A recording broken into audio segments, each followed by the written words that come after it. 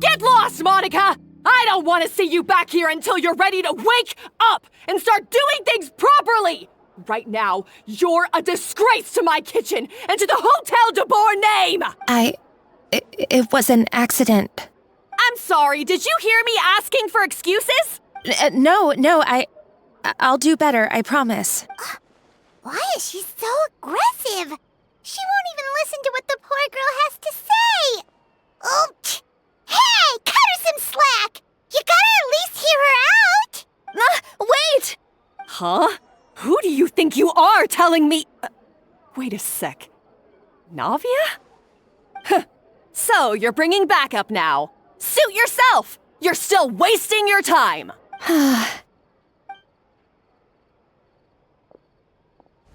Savannah, is this how you always treat your staff? My staff is right. I'm the one in charge here now. And last time I checked, the Hotel de Boer doesn't take orders from the Spina di Rosula. Of course. How you run your kitchen is none of our business. But when a member of your staff is so overworked he becomes gravely ill, that most definitely is our business. We're going to stand up for him, whether you like it or not. Overworked? I've said it before and I'll say it again. If Fermont can't handle the job, then tough luck. There are plenty of other capable people I can hire instead. But Fermont can do the job, he just... Monica, back inside, now! Huh? But you said I shouldn't come back until... Just do as you're told, and not another word out of you! Come on, we have work to do! Wow, what a horrible person! Sorry.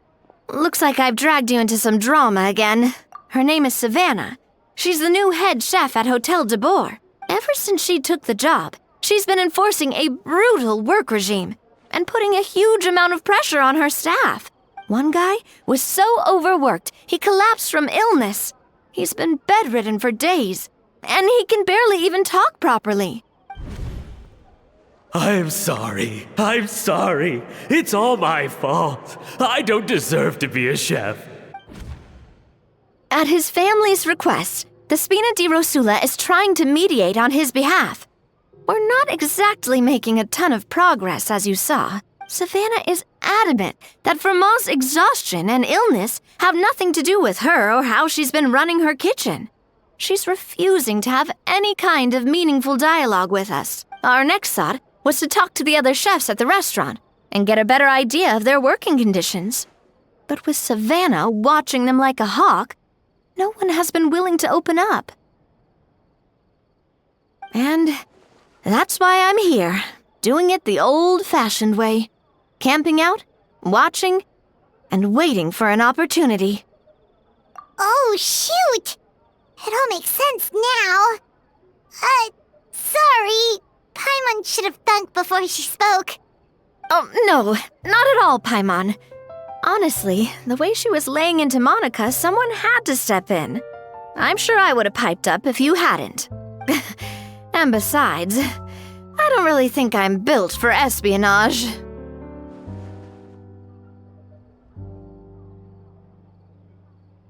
Yeah, meaning it's gonna be all the more difficult to get the inside scoop now.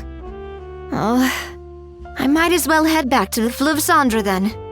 We'll need to come up with a whole new game plan. Paimon will join you, 'cause this is kinda all Paimon's fault.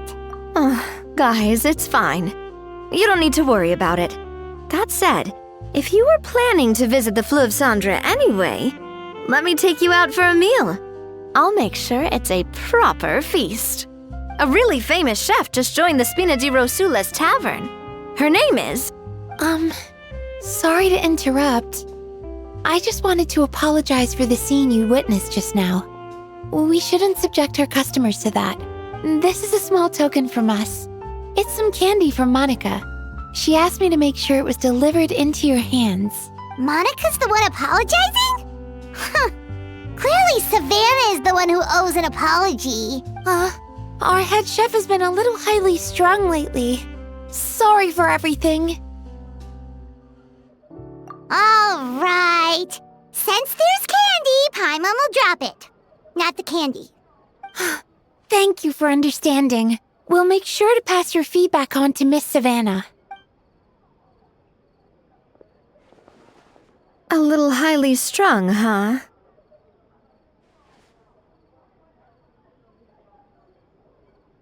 Paimon doesn't get it.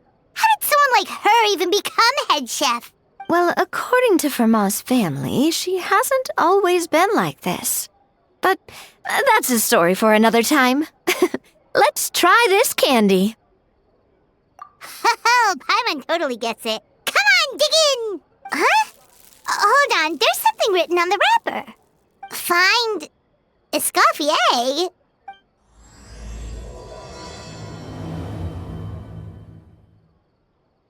Escoffier? Could this mean... Huh? You know that name, Navia? Yeah. Let's stick to the plan and go back to the Fleuve Cendre for now. That's where we'll find Escoffier anyway.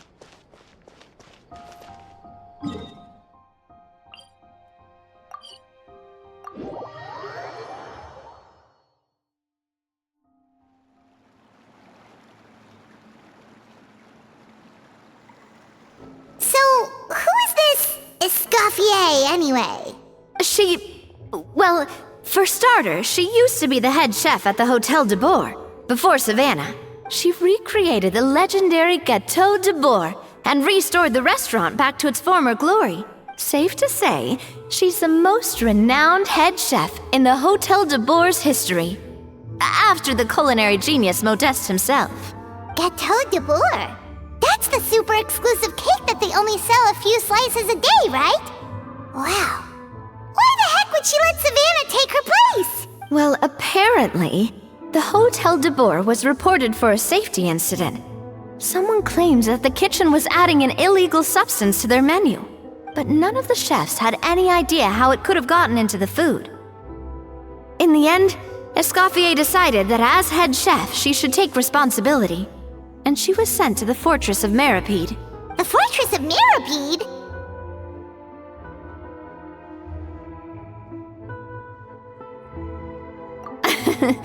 Well, you're right. The quantity of the substance they found was fairly minimal. Even the guards believed the whole thing was probably just an accident.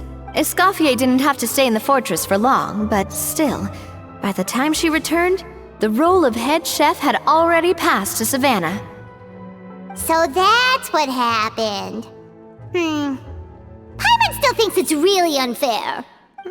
Even though Escoffier is no longer head chef at the hotel, she's still well respected by the staff. So, I'm guessing what Monica wants is for us to convince Escoffier to try and negotiate with Savannah on the staff's behalf. Oh, Paimon gets it! Monica wants Escoffier to come back and kick Savannah out. It's simple. If the new head chef is stressing everyone out, then the solution is just get the old one back. Well, about that... You thought cream of mushroom soup was ready to serve after 3.5 minutes on the stove. You'd have had more sense serving hot water with ice cubes. At least then you wouldn't have wasted all this perfectly good cream and mushroom. What do you... I'm sorry, Cream. I'm sorry, Mushroom. As you can see, Escoffier is that kind of chef as well. You have to leave it on the heat for long enough to allow those flavors the chance to come out. Don't be fooled by the aroma when the water first starts to boil. Got it? Yes, Chef. Then go back and do it again. The customers are still waiting. Remember where you went wrong and don't repeat the same mistake twice. Yes, Chef.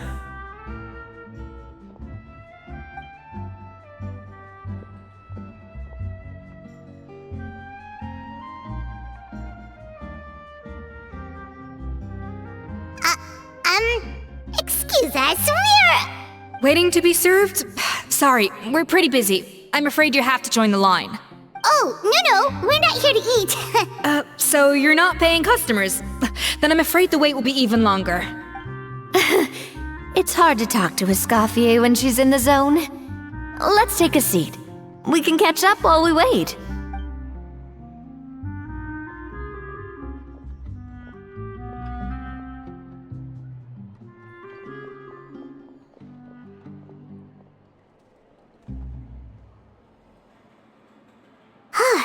Looks like the rush hour is finally over. Is it always this busy here? These days, yes. I'd say business has tripled since Escoffier joined as temporary head chef.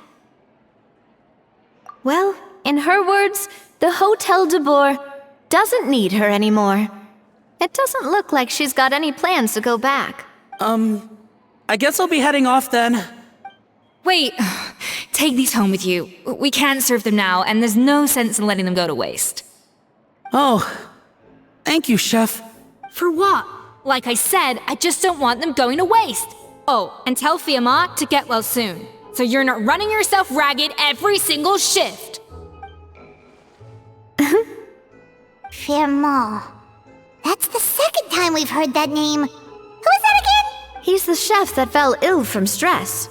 Hilaire is his son. And with Mom stuck at home taking care of Dad, he decided to pick up some work to help pay the bills. Escoffier knows their situation, so she's been making some extra food every day for him to take home. Hey, I heard that, Navia! I've told you before, no one's making extra food. Hilaire is making blunders in the kitchen, and I can't serve his failed dishes, so he might as well take them home. Yeah, failed dishes that just so happen to be nutritionally complete every single time. So, you two must be the world-famous traveler and her companion, Paimon, yes? Is there something I can help you with? Oh, so you know us already. We'll skip the introduction then. We're here to talk about Savannah. Oh, I certainly am. The Spina's headquarters are right next to the tavern. And I've lost count of the number of times Navi has come to pester me about it. But I don't work for the Hotel de Boer anymore. And being ex-head chef doesn't give me the right to interfere with that business. Besides, I'm the one who persuaded Savannah to take the job in the first place. What? Well, she was a much gentler person back then. A little timid even. She wasn't at all confident that she was the right fit for the role. That's hard to believe.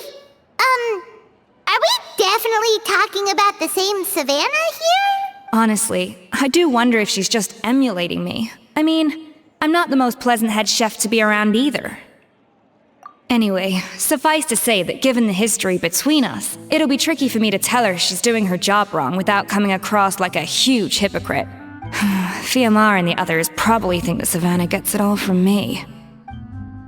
I wouldn't be so sure about that, Escoffier. Look at this note we got from Monica. She mentioned me. Whatever shortcomings you feel you have, it looks like Monica still trusts you. As for the others, well, how can you know what they think unless you ask them? Monica. Plus, it's not like we're asking you to storm in there and raise hell. We're only in the initial phase of our investigation. All we're trying to do is get the other chefs to open up to us. Oh, Monica. Escoffier? I can't believe her! Powdered sugar is supposed to be applied sparingly. Look at all that on the wrapper. It's thicker than the sole of my shoe. Unbelievable! I won't stand for this. She has to learn. Come on, we're going. Wait, so now she's,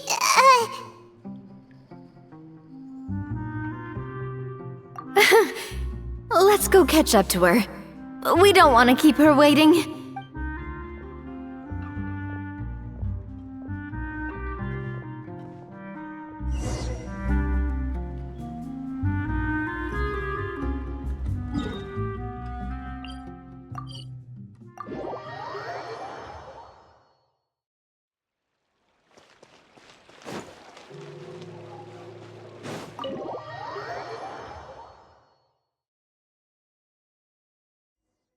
Wait, she looks like...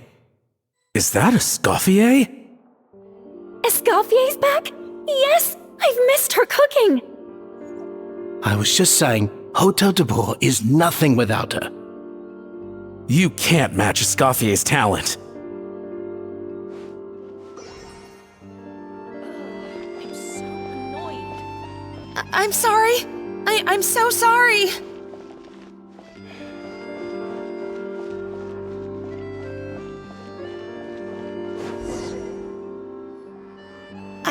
I'm so sorry. I messed up your order. Oh, I wouldn't go that far. Maybe the taste is a little off, but if you hadn't brought it up, I don't think I would have noticed. But, please, you have to forgive me or Chef is gonna... Okay, I know. I'll kneel before you. What the heck? Get up, Monica! Can't you see that you're just making your customer feel more awkward? Escoffier? If you want forgiveness, then do what any self-respecting chef would do. Make the dish again. And this time, get it right. You cannot go begging your customers to feel sorry for you. Savannah said that I'm not allowed back in the kitchen until I've corrected my mistake. But if I can't go back into the kitchen, I can't do the dish over. That's some backwards logic. How can you fix your mistake without being allowed to cook? If this is what Fermat had to put up with, then no wonder he had a breakdown. We apologize for interrupting your meal, sir. It's fine. With my layman's palate, it's not like I can tell the difference anyway. I was actually quite enjoying my meal until she appeared out of nowhere and started apologizing. Gave me a bit of a fright, to be honest. Oh, well, it's because Chef Savannah tasted a bit of the leftover soup from my pot and then threw me out of the kitchen. Gosh, that's pretty strict. Has she always been that way? I don't recall things being like this when Escoffier was head chef here. I gotta say, you're all looking a little worse for wear these days. I mean, Escoffier was strict too, but I think the difference is that her criticism was more constructive, so you knew what you did wrong and how to improve, and we all knew that it came from a good place. Chef Escoffier was hard on us because she truly wanted us to reach her level. But these days, whenever we make a mistake, we just get told to wake up, get your head in the game, or just do it again. And it's only gotten worse since word got out that Chef Escoffier had started working again in the Fleuve Cendre. Monica, you don't need to call me chef. I'm not the boss here anymore. Yeah, but through no fault of your own. What happened back then? That wasn't on you, and all of us know that. That banquet was a huge event, and so many staff were involved every step of the way. With so many moving parts, there's no way of knowing how that Lumiline ended up in the food we served. Lumiline? What's that? A new drug from the Fontaine Research Institute, produced from an extract of the Lumitoile. Apparently it sharpens the senses, so they used it to treat people with impaired responses to stimuli. Oh, yeah, I've heard about that. They found out you can use it as a flavor enhancer since it stimulates the taste buds. Makes things pretty addictive. They also found that overuse can have mood-altering effects, and even lead to nerve damage. So it quickly ended up on the guards' list of controlled substances. Unfortunately, however, some food products containing the additive had already made it to the market by the time the guards banned it from the restaurant industry. Everyone knows that in all likelihood, someone probably just purchased a batch of contaminated ingredients by mistake. But you took all the blame. We all know why. You just didn't want to see this turn into a place where tensions are constantly running high. Because everyone's suspicious of each other all the time. And now look at you. A fry chef in the Fleuve Cendre. What are you trying to say? Sure, the Spina's Tavern is no Hotel de Boer, but come on.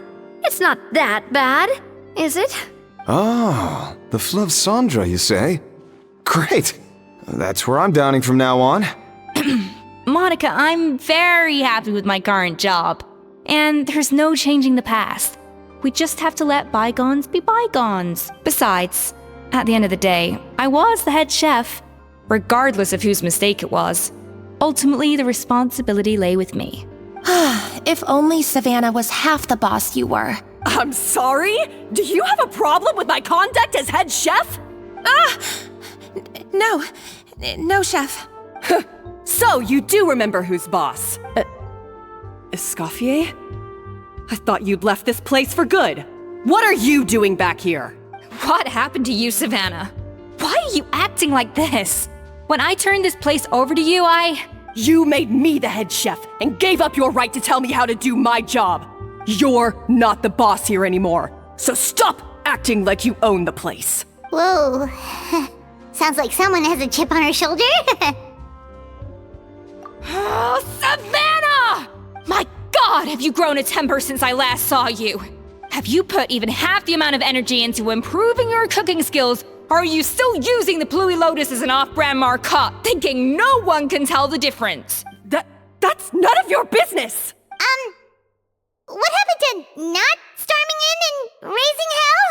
Ho ho! I was not expecting to see something this spicy as soon as Escoffier returned. Huh? Fan Asian? Aye, miladies. Might I make a humble suggestion?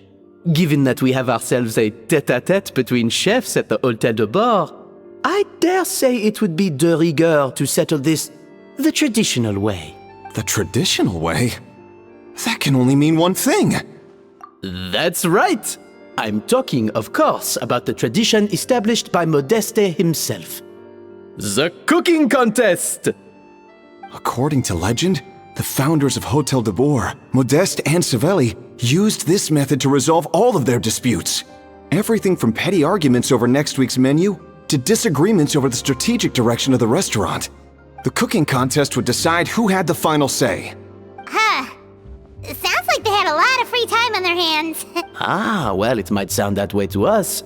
But in fact, the cooking contest played an enormous role in motivating chefs to hone their skills, reaching new heights of excellence in the culinary arts.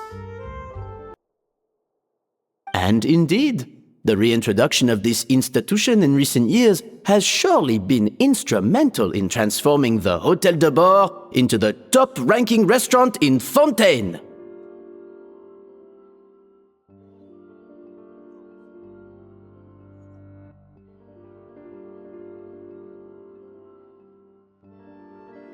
Reintroduction? Someone brought it back? Who? What say you, Escoffier? Surely you of all people won't back down from this challenge. It was you who put the rule in place, after all. Sure, I reinstated it, but I'm not a chef at Hôtel de Bord anymore. Isn't this bending the rules a little? I see no issue as long as both sides agree to the terms. We could simply treat it as an exhibition of sorts. Savannah, any objections? Exhibition. Huh.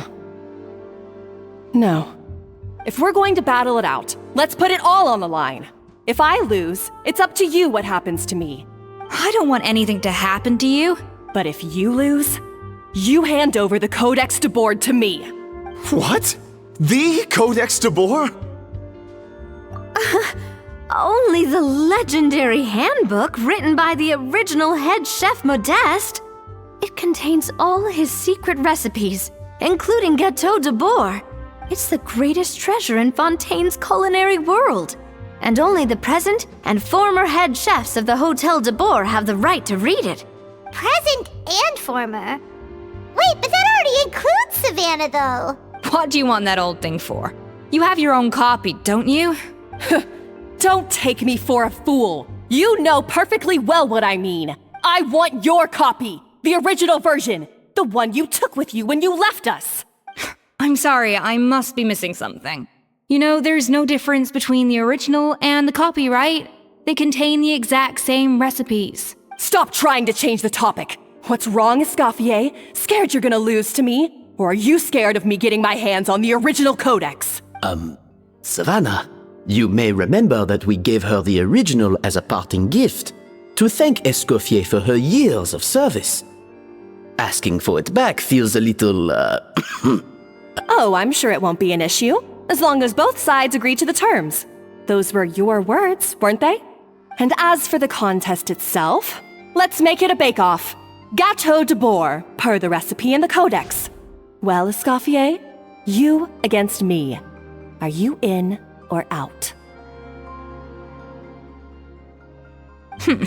You sound surprisingly confident.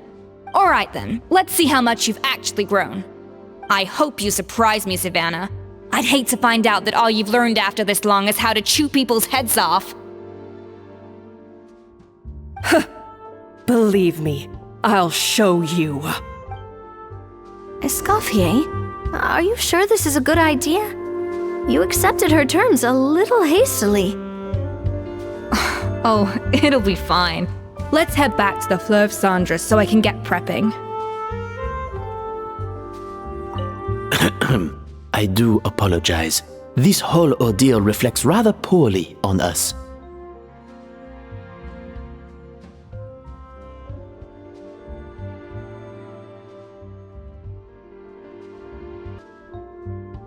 I'm afraid it's not quite that simple.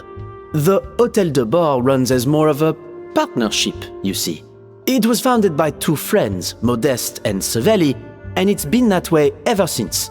So, while I am technically Savannah's boss, it's not really my place to interfere with the business of the kitchen. To be perfectly honest with you, that's part of the reason why I suggested a cooking contest.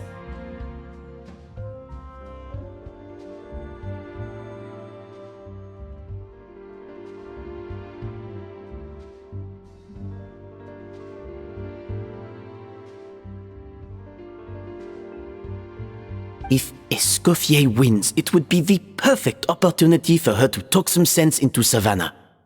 Or, of course, if she wanted to return, then...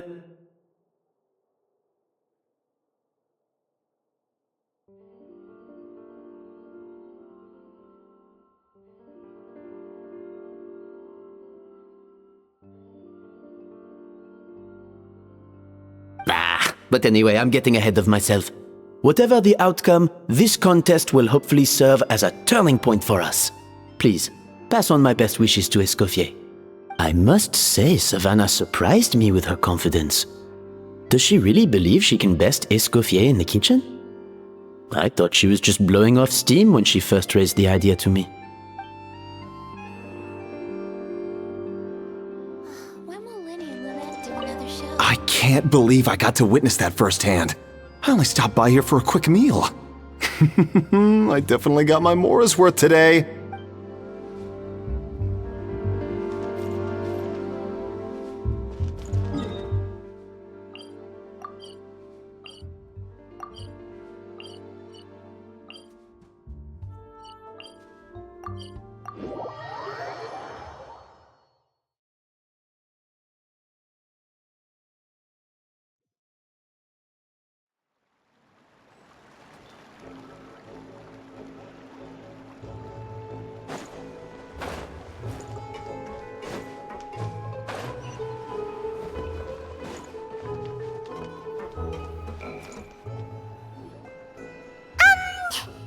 So, this whole bake-off thing kind of came out of nowhere.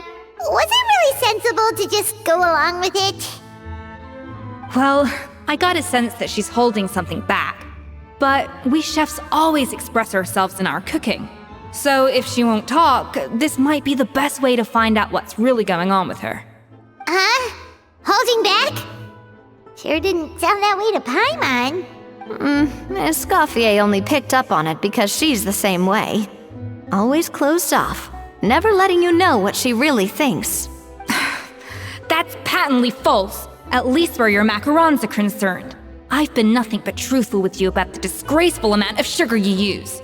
Okay, that's one case where you can keep your thoughts to yourself. Oh, that? Well, it's not so much a recipe book as a diary of Modeste's adventures.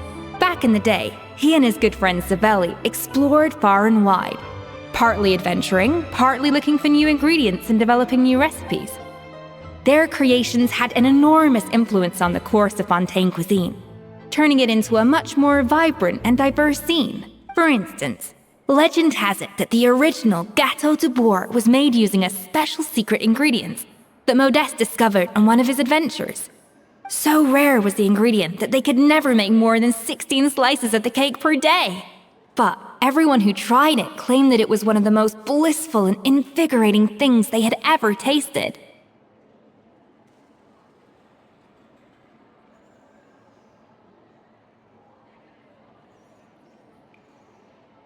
Modeste and Savelli went on to found the original Hotel de Boer, which catapulted them to stardom in Fontaine's culinary world. Especially Modeste. He was hailed as a once-in-a-generation genius, and over time, the recipes from his adventure log became known as the Codex de Boer. Paimon's heard this kind of story before. Armed with the Codex, the Hotel de Boer took its rightful place as the finest restaurant in the land, serving those recipes for centuries to come. Something like that?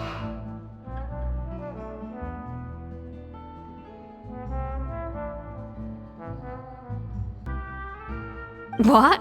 No, of course not! Cooking is a constantly evolving art form. How could any restaurant survive if they only served food that was popular last century? Anyway, never mind centuries. Savelli and Modeste parted ways not even 10 years after their rise to fame. Then, Modeste passed away while he was still in his prime. And that was it. The end of the Hotel de Boer's heyday. It fell into decline, and for most of its history, it was just a nondescript place with a couple of cheap tables. It's only in recent decades that it started recovering. Even then, it still took numerous relocations and changes of management before we finally ended up with Vanigem and the restaurant we have today. Oh! So the Codex really isn't all that, then. Paimon figured it was like one of those mystical books they have in Liyue's martial arts novels, where the main character learns all their secret powers from. Yes, well, that's fiction, and this is reality.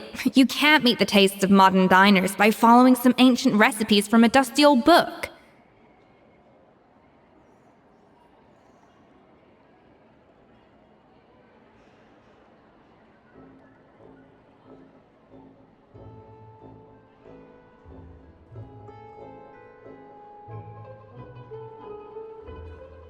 Case in point. Even the Gâteau de Boer they sell now is actually Escoffier's reimagination. Wait, really? Why though?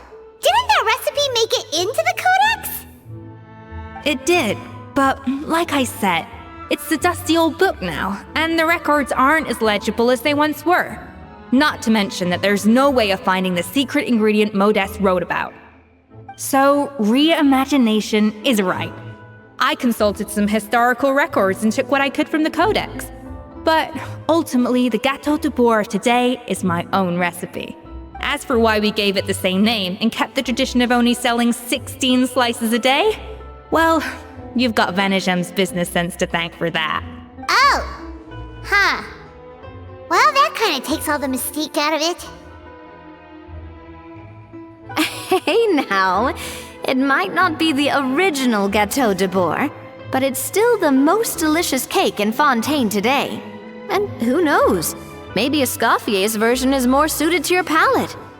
Just think, if the original truly was the perfect cake you're imagining it to be, there's no way the recipe would have been lost to history, right?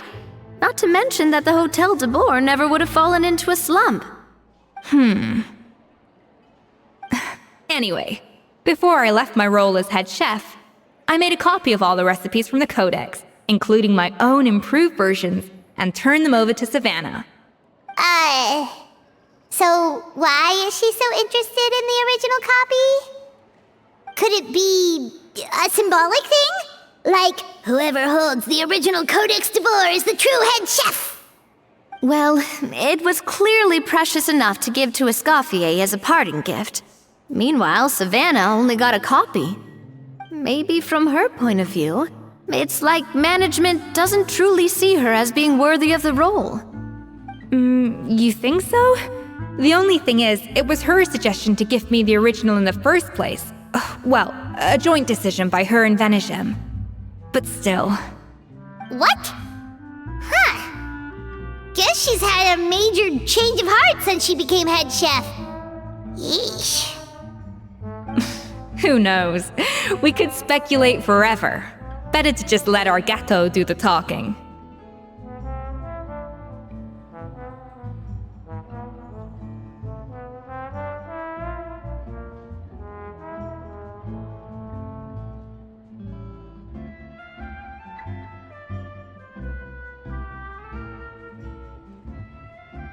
It means besting her in this bake-off, and then getting her to explain herself, even if I have to beat it out of her with a spatula. However much she's changed since we worked together, I believe that she still has her chef's pride. And if she respects the art, she'll respect the outcome of our contest. Well, I'm confident that you and your spatula can get justice for Froment. All you need to do now is win the contest. But that should be a breeze for you. Let's not get too ahead of ourselves. Gâteau de bourg is very complicated to make. Usually, it takes 3 chefs working in tandem to cover everything. Now, if I had to push it, I could probably do the work of 3 chefs myself. But I'd prefer to play it safe if I can find a couple of assistants in time. Well, that's easy. The 3 of us are veterans in the kitchen. You just need to pick 2 of us. Well, I have heard the Traveler is an accomplished cook, as well as a warrior. But be warned, I will hold you to exceptionally high standards. Think you're up to the task? Oh, count me in too. I've spent weeks perfecting my macarons after your scathing review. Even if it means competing against the Traveler, so be it. I'll show you what I'm made of. Confident. I like it. Alright, let's start with some elementary mise en place. Show me your knife skills.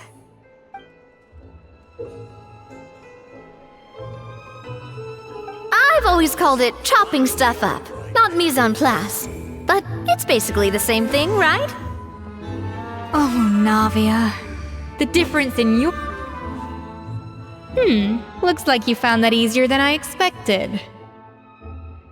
Yeah, thankfully it was pretty straightforward in the end. You made it sound like we'd be carving statues out of fruits or something. Well, brace yourself, because the next step is anything but straightforward. I'll be using this cold press to extract flavor compounds from the ingredients. A kind of special food processor I got the Fontaine Research Institute to make for me. It uses cold temperature extraction to isolate the essence of cooking ingredients, which can then be used to flavor dishes more precisely. But this isn't exactly standard kitchen equipment, so that probably didn't make a whole lot of sense. Let me give you a demonstration instead.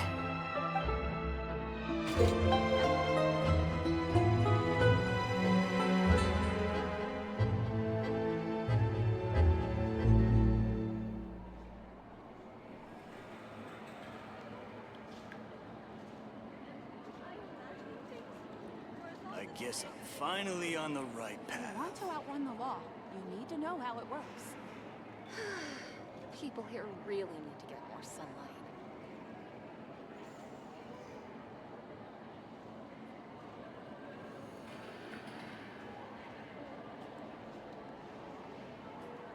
Custom-made equipment from the Fontaine Research Institute, huh? That's some pretty high-tech food prep. Carmen's never used anything this weird before. Cool. No, weird.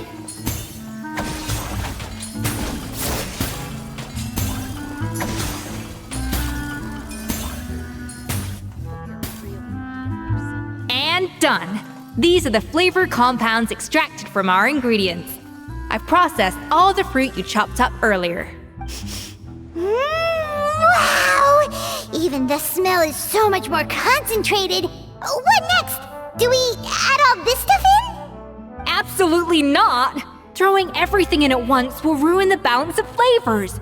We have to go slowly and carefully to calibrate the exact flavor we want. I'll demonstrate again. Now, watch closely. Slowly and carefully, not a drop too much.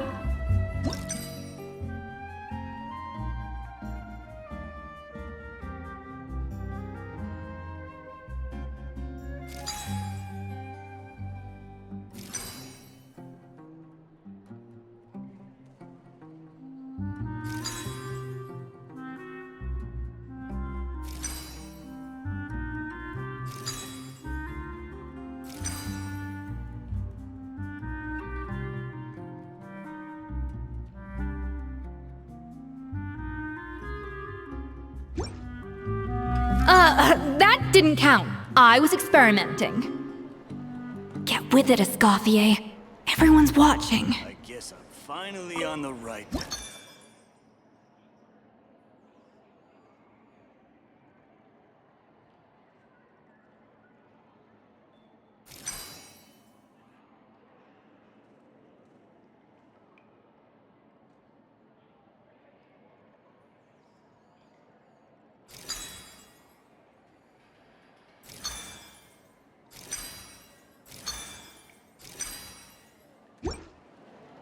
That didn't count.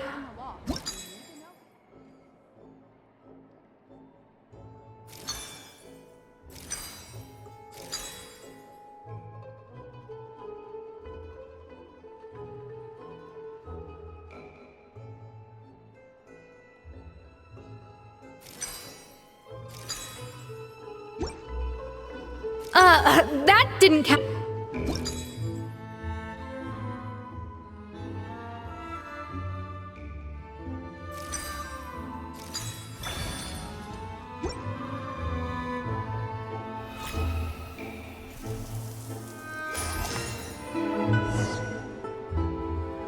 And voila! Now it's your turn.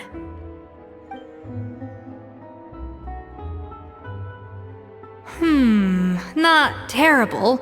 Considering this was everyone's first time blending flavor extracts, it could have been worse. But the traveler's work was surprisingly good. Are you sure you've never done this before? You got almost perfect results on your first try. Oh, well, they do say adventurers are multi-talented folks. Now I've seen it firsthand. Alright, now for the part I've been looking forward to. I want each of you to cook something from the Hotel du Bois' current menu. I'll judge your submissions and give you a final score. That's right, the true test of your cooking skills is the finished product. It'll be good practice for the contest itself. Now get to it. Chop chop!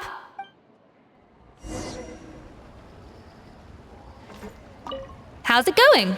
Have you picked a dish yet? Choose wisely. I expect you to present the most delicious thing on the menu.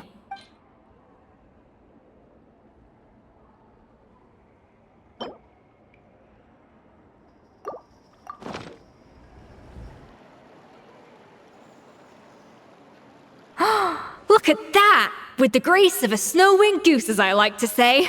Now, let the grating commence.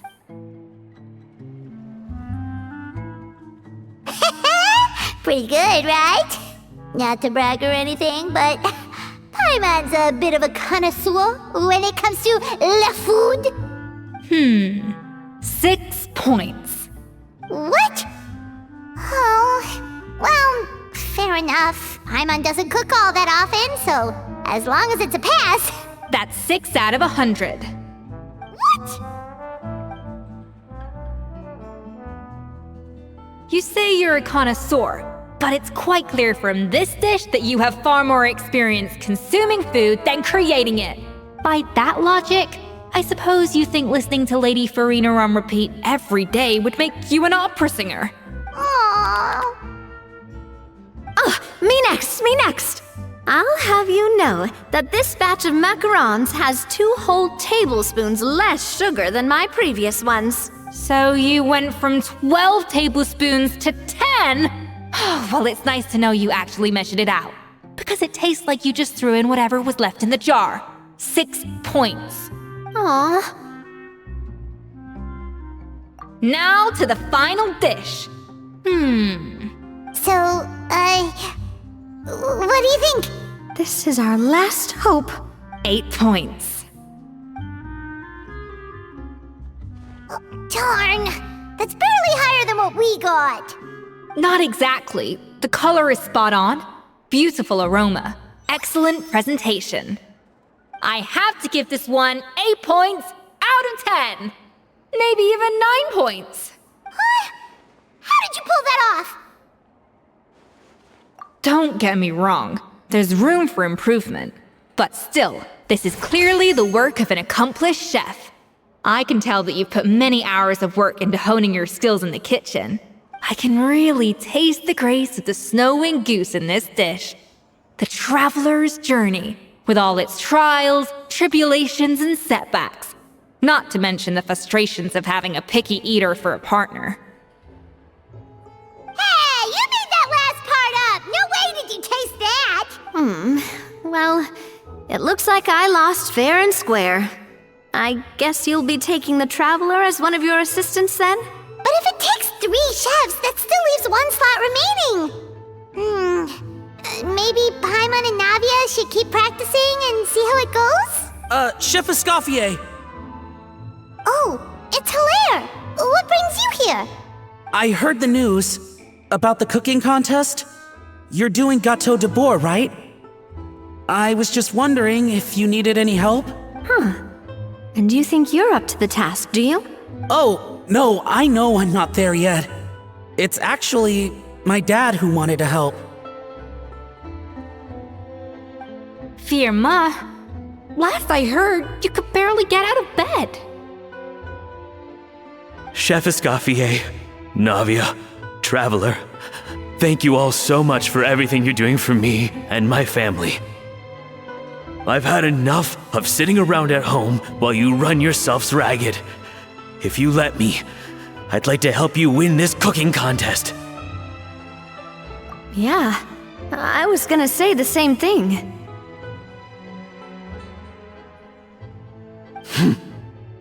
Don't you worry. I'll be fine. I'm feeling much better now. I'm sorry. I know I've been rather useless these past few days, but not anymore. The fact is, I'm a fine chef, despite recent events.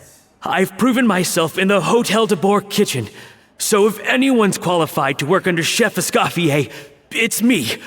I think. I hope so. Firma, have you even set foot in a kitchen since leaving Hotel de Bourg? I have not, but I'm fully rested now. I know I can handle it.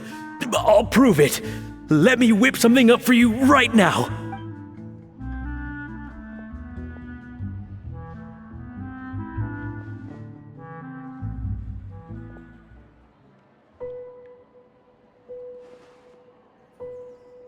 Huh? That's strange. Why are my hands shaking? What do you call this, Firma? I can't seem to grip my knife. Do it again! Again! Again!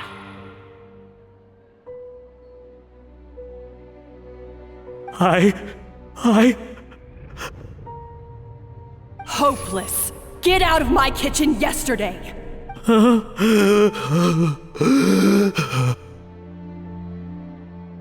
Dad!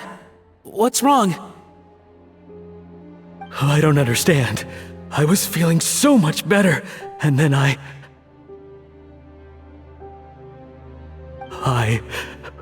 Will I never be able to work in a kitchen again? Dad, talk to me. What happened? I think the real issue here is not physical exhaustion, but psychological trauma. Monica, when did you get here? Probably because you were all concentrating so hard on your cooking. I didn't want to interrupt your flow. But anyway, Firma, I'm so sorry. If only I'd known how serious your situation was, I would have stood up for you sooner. You have nothing to apologize for, Monica. During those long nights of redoing every order, you were the only person who looked out for me. Oh, come on. All I did was make you some tea. I doubt it was much help. Savannah was so ruthless toward you. I probably should have brought you something stronger. She sounds like the worst. All right, another Savannah horror story. Let's hear it. She's been getting harsher and harsher on us ever since she heard about Escoffier's new role in the Fleuve Cendre. Seems like no matter what we make, she'll find something wrong with it. What is this? It looks like a dog's been at it. In the trash now! Then she orders us to redo the dish again and again, but we never know what's going to make her happy. Do it again, do it again, do it again! Every time you remake it, you just get another earful from her. Either straighten yourself out or get out of my kitchen! So now, it seems like just picking up a kitchen utensil gives me flashbacks of her yelling at me. Oh man, that must be awful. The more I want to get it perfect, the more my hands shake, and the more scared I am of making another mistake. How can you give up so easily, Fiamma? You weren't a quitter when you were working for me. And even under Savannah, you talk about working late into the night trying to perfect your dishes. That says to me that you still hadn't lost that determination to prove yourself. What changed?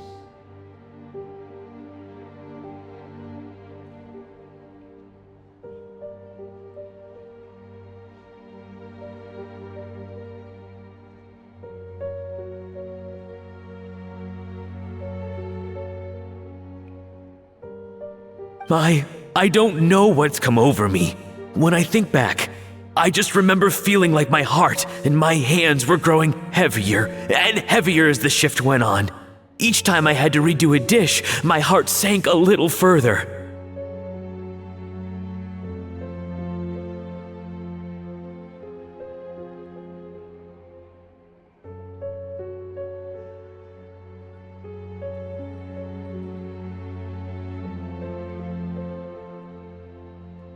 Maybe Savannah was right. Maybe I am just hopeless at this.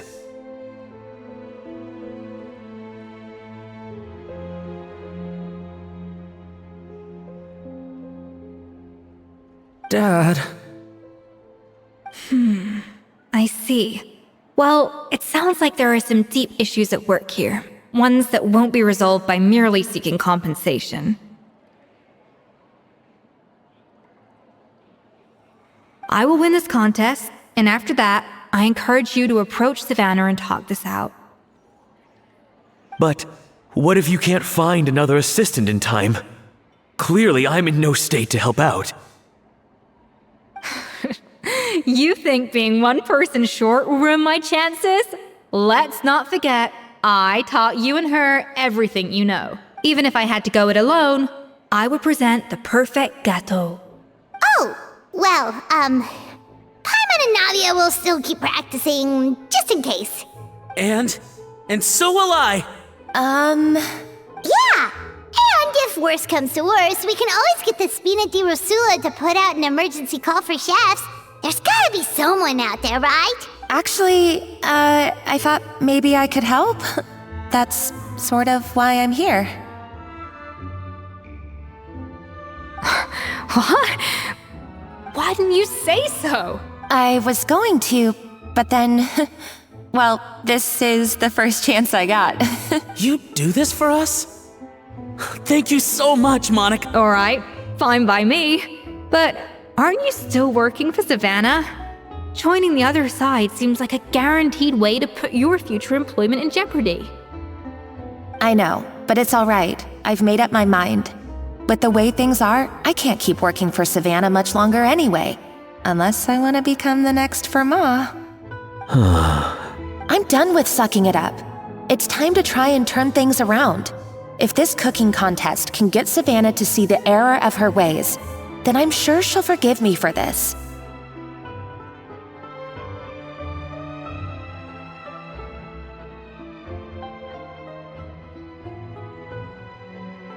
Well, Paimon didn't think we'd be poaching from Savannah's staff to get our third person, but there you go. Anyway, Monica's a professional chef, so nothing could possibly go wrong now.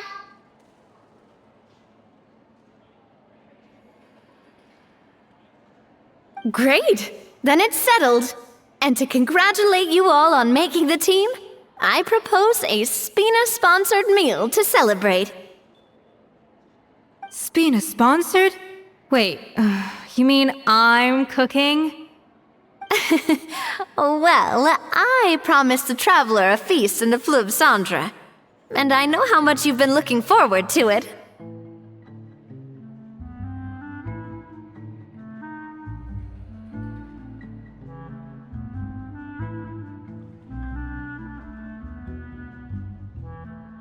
Yeah! Feast, feast, feast!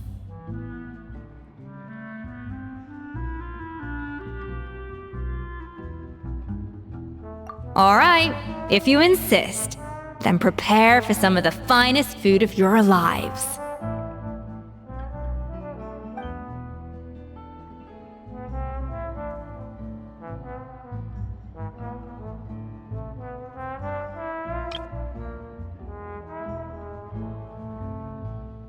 That's not a bad idea, actually. Wait, hold on. You need to finesse that further.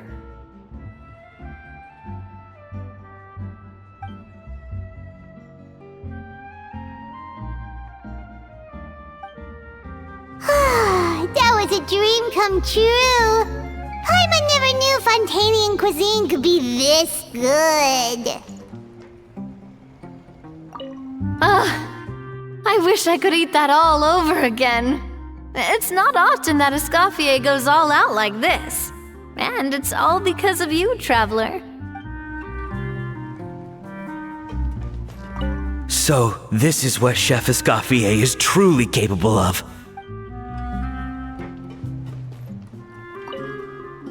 Wow. I don't know if I'll ever be able to cook as good as that. I guess I'm finally on the right path.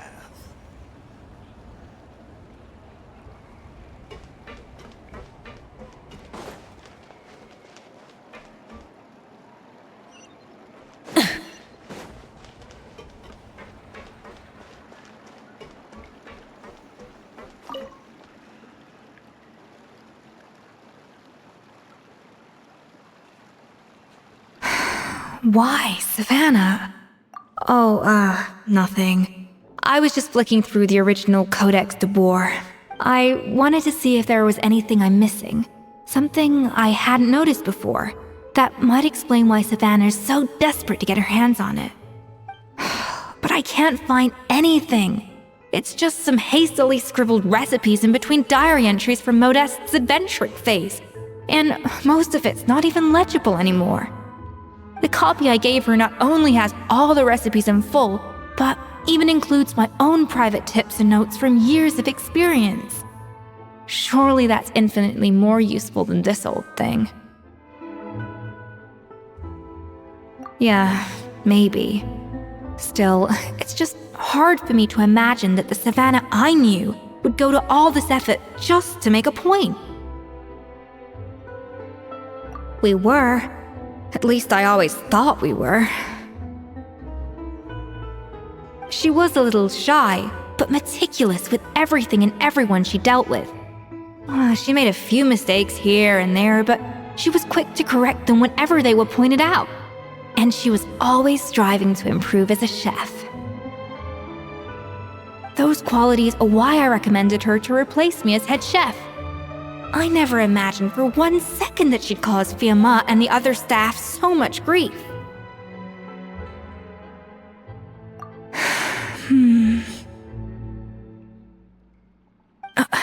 Well, I mean to an extent, of course. I pushed hard for her to get the role. And the idea that she turned out like this because of me is difficult to come to terms with. I wonder if this is how Modeste felt back when he was writing the Codex. Yes, with his good friend and co-founder of the Hotel de Boer, Savelli. The story goes that after Modeste unveiled his Gâteau de Boer and was hailed as a culinary genius, he was admired and adored by all. But his newfound fame slowly drove him and Savelli apart. Unlike Modeste, whose every new creation was an instant hit, Savelli seemed to face setbacks at every turn. Doors that would swing wide open for Modeste would shut in Savelli's face.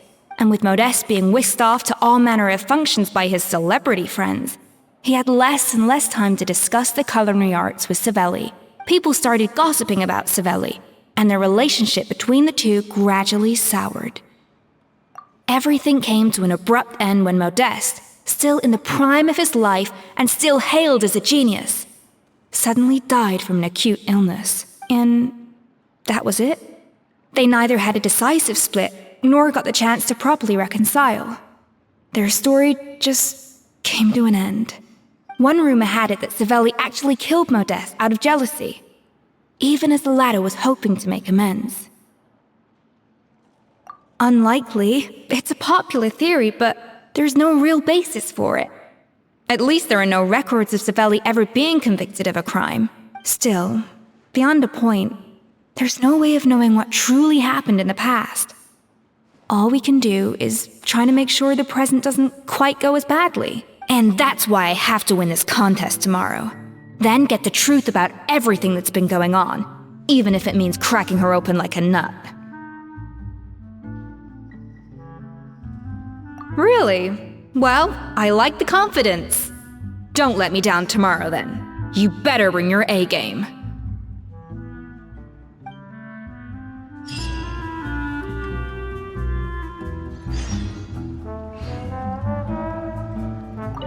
Let's hope that Savannah isn't all sizzle and no steak. After all the work we put in, it would kinda be a shame if tomorrow was a complete cakewalk.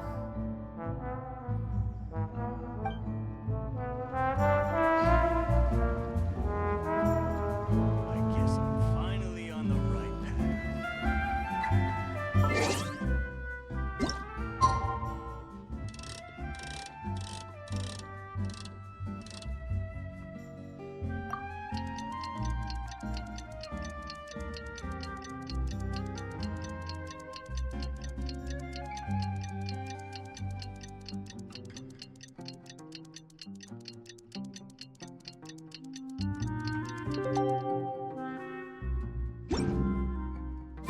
It's Cooking Contest Day! To the Hotel de Boer! Toot sweet!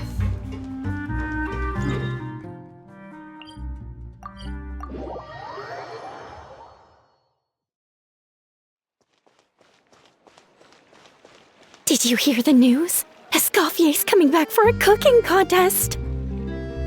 Wait, seriously? Escoffier in a cooking contest? Now that I've got to see. I don't get it. Why would anyone in their right mind challenge her to a cooking contest?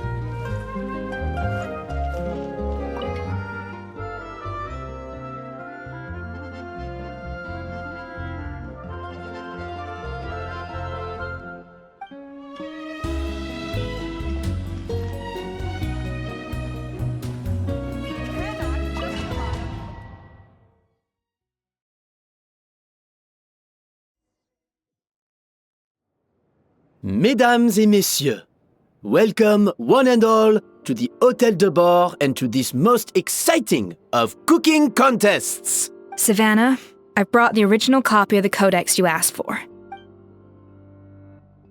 Monica?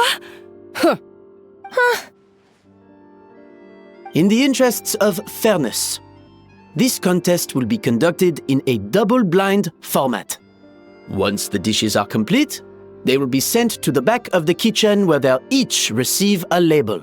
The labels will be placed out of sight underneath the plates, only to be revealed after the judges have sampled them and reached a final verdict. This is to ensure that no one will know which dish is made by which contestant. As one of the judges, I promise to be fair and impartial. When my meal got interrupted yesterday, I never thought this is how they'd make it up to me. Getting a seat on the judging panel is a pretty sweet deal. Both contestants have taken their positions. Then, without further ado, let the Hotel de Boer cooking contest commence!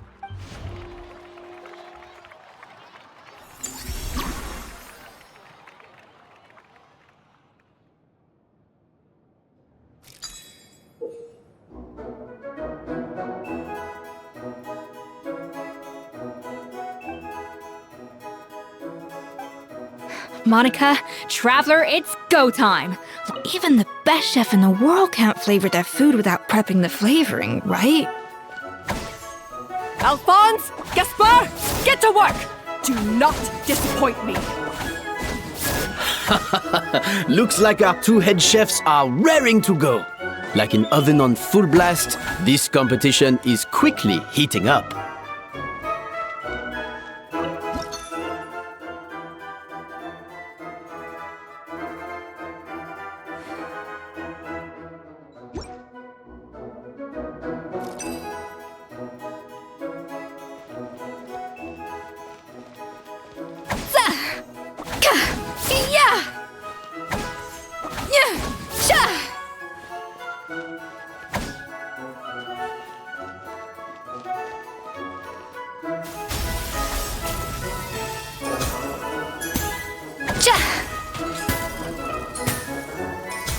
That should be enough flavoring.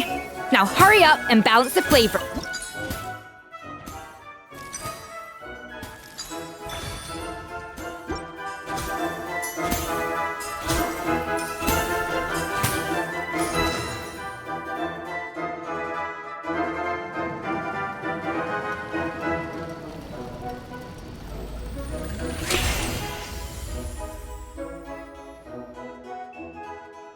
Come on, Escoffier! Come on, traveler!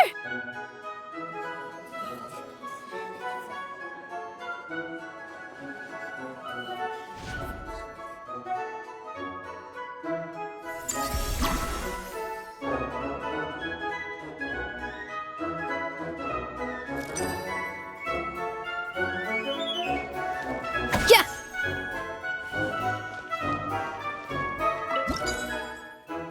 The balance of flavors is about right, but the quantity is too low.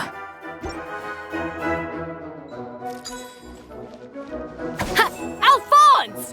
What are you playing at? That's not how I taught you to do it! Stop horsing around and do it again! Yes, Chef! Oh, tension in the ranks on Team Savannah. Will this slow...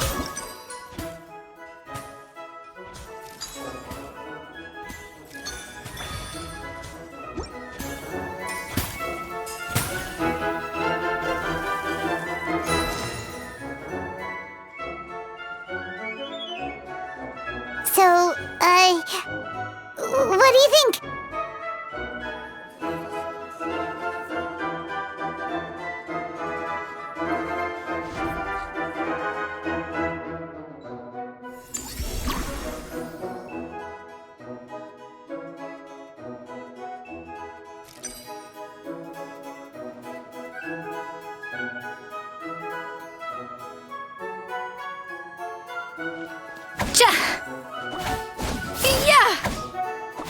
Escoffier is already on the final step of the recipe.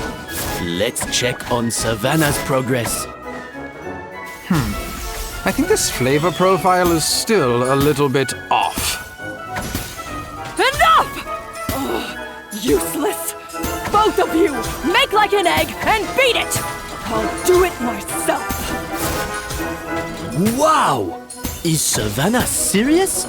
Can she really make up for lost time working alone? A dash of frosting! Ha! Yeah! Ka! Ha! Za! Sha! Ha! Yeah! Yeah! Ha! Ka! Sha! Yeah! Off to the freezer! Za! Cha! Cha!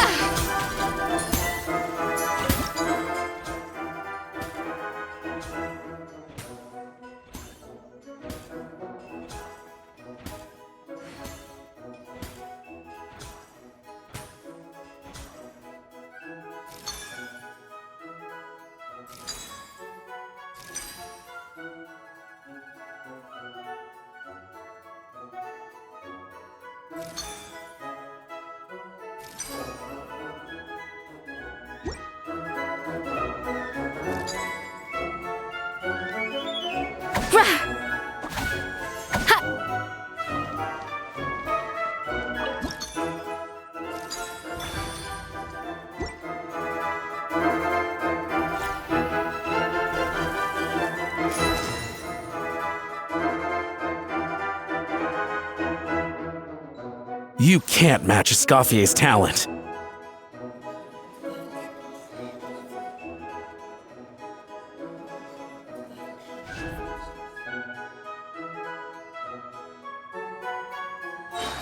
I present to you Gâteau de Bourg.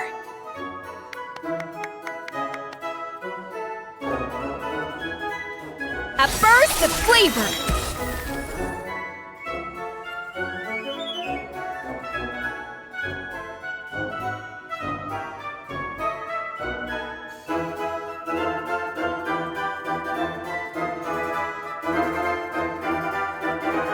was perfect! We were like a flock of snowing geese, completely in sync, working gracefully and elegantly together. Great work, team!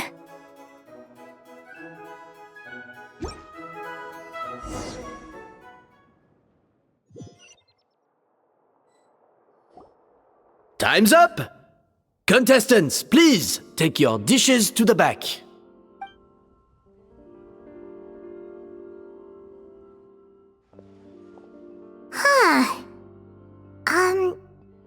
That guy was right. You really can't tell whose is whose just by looking at them.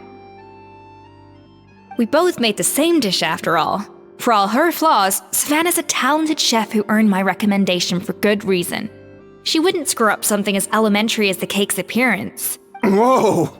This is really rather good. Wonderfully soft and fluffy. Beautifully sweet. This is a masterclass in how to make gâteau de bois. I would give this one at least 9.9 out of 10! Only because there's something about the flavor of the base. It's just a little different from the recipe I'm used to. Huh? Really? I couldn't tell.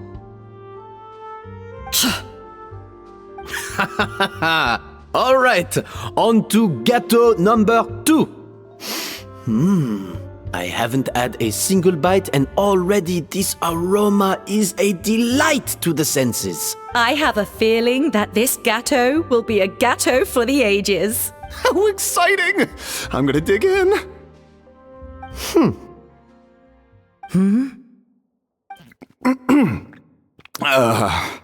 I think maybe someone got a little carried away when they were adding the sugar. Not just the sugar, it's the flavors too. This is all over the place. Who made this? It appears the decision is unanimous. This gâteau is far below the standard we would expect. Whew! And Paimon thought this might actually be close. Turns out she can't bake to save her life. Something's not right here.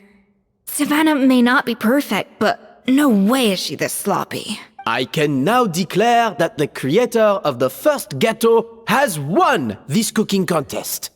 Now, all that remains is to turn the plate over and reveal the chef's name underneath.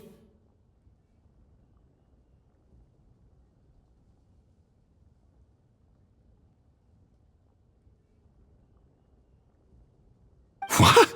It's Savannah? No! That's impossible! Hey, Savannah! You cheated, didn't you? You cheater! What did you do? Oh, you swapped the plates, didn't you? Well, someone's a sore loser.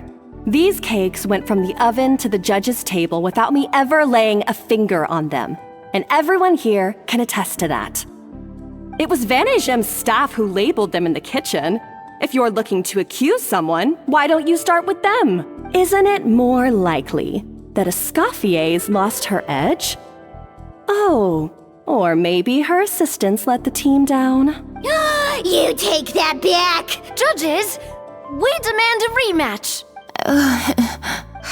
That's enough! What's done is done. As head chef, or rather as team lead, I take responsibility for the dish I served. Whatever went wrong and however it happened, I should have spotted it, Savannah. I didn't think you'd stoop this low just to beat me in a bake-off. What happened to your chef's pride? I don't know what you're talking about. If you want the Codex de Boer that much, you can have it. Escoffier, no! But you must promise me that you'll apologize to Firma and compensate him for everything you put him through. It's a little late to be negotiating terms. The contest is over and I won. That means you owe me the Codex, and I owe you nothing. Look, Savannah, you may have fooled everyone else, but can you really fool yourself? What I'm offering is to accept defeat without looking to expose what you've done.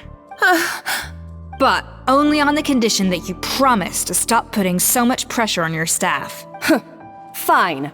I'll treat this as your final handover of duties from one head chef to the next. So, will that be all, ex-head chef? Or is there any other unfinished business you'd like to leave in my hands?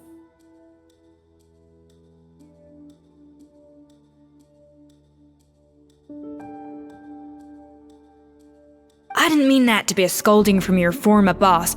Just a word of advice from a fellow chef and a friend.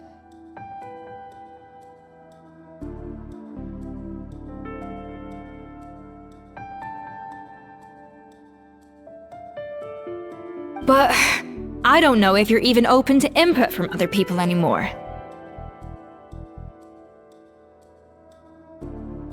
I know what I'm doing. I don't need your advice. Alright, fine. I'm glad to hear it.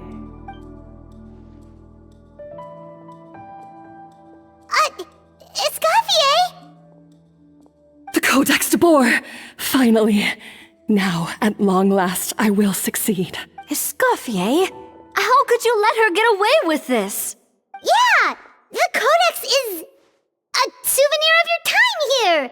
Doesn't that mean anything to you? It's alright. It was just a bake-off, not the end of the world. I'm already over it.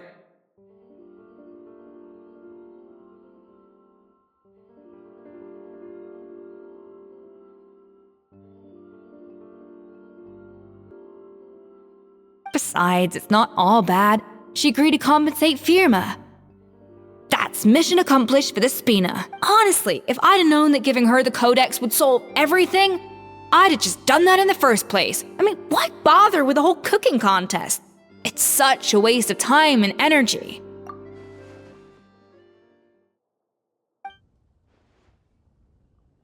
No. No!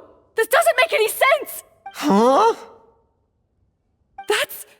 That's it? No secrets, no nothing?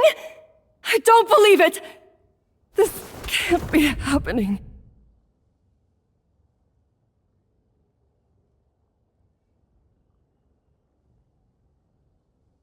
Oh, Chef Savannah!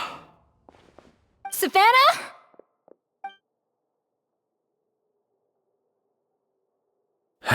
It's nothing life-threatening. Just a lot of pent-up stress and exhaustion. Oh, I knew it. Pent-up stress? The truth is, however hard she might be on the rest of us, the person she puts the most pressure on is herself. Yes, there are nights when she makes us redo things over and over into the wee hours. But for her, it's every night. She'll hide herself away in the kitchen, working on new techniques and recipes, and only realize how long she's been at it when we come to work the following morning.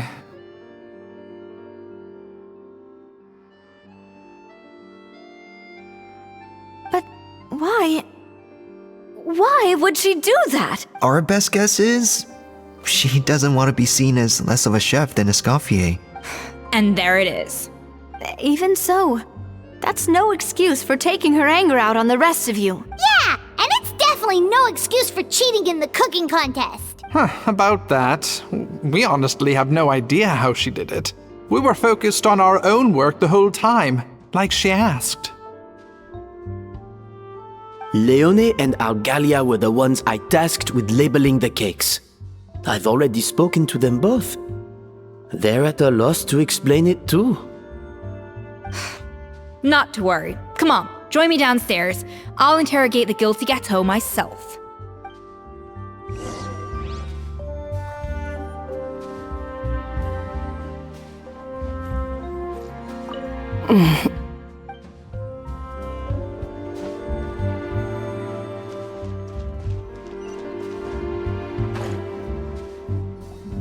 Well, how is it? Have you figured out what it was?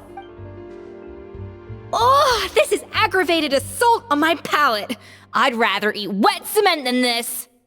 Is it really that bad? I made sure to taste test it before it was served. Oh, relax. This isn't your cake. Savannah never switched the plates. The offending flavors are coming from in between the icing and the cake base, which means someone tampered with it while it was being made. Or in other words, We have a traitor in our midst. I'm sorry. I was forced into it. It was Chef Savannah. She said if I didn't cooperate, she would... Calm down, Monica. I've already accepted defeat. And if I wanted retribution, I would have brought this up when the results were announced. Whatever's going on with you, just spill the beans. There's no need to hide it.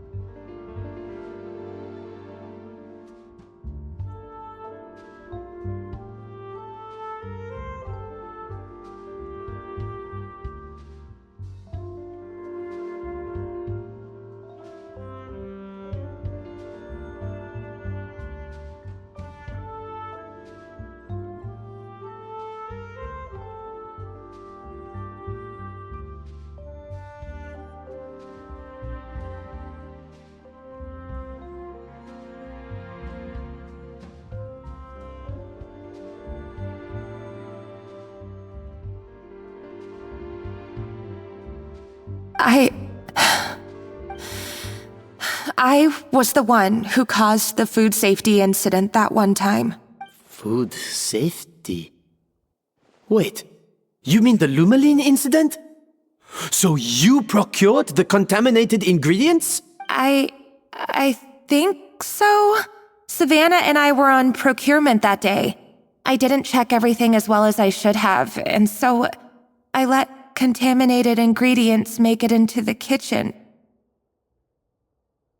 But I swear I didn't do it on purpose.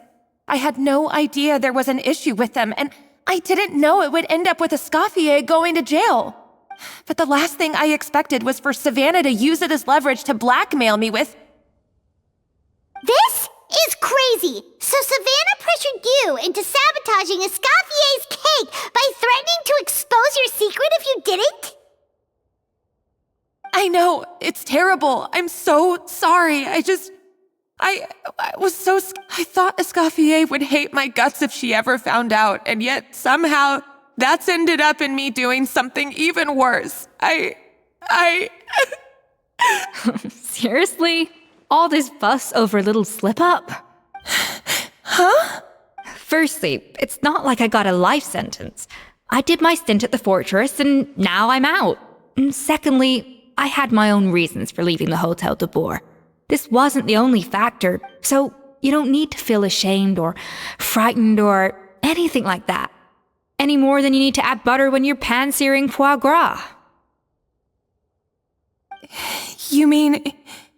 you forgive me?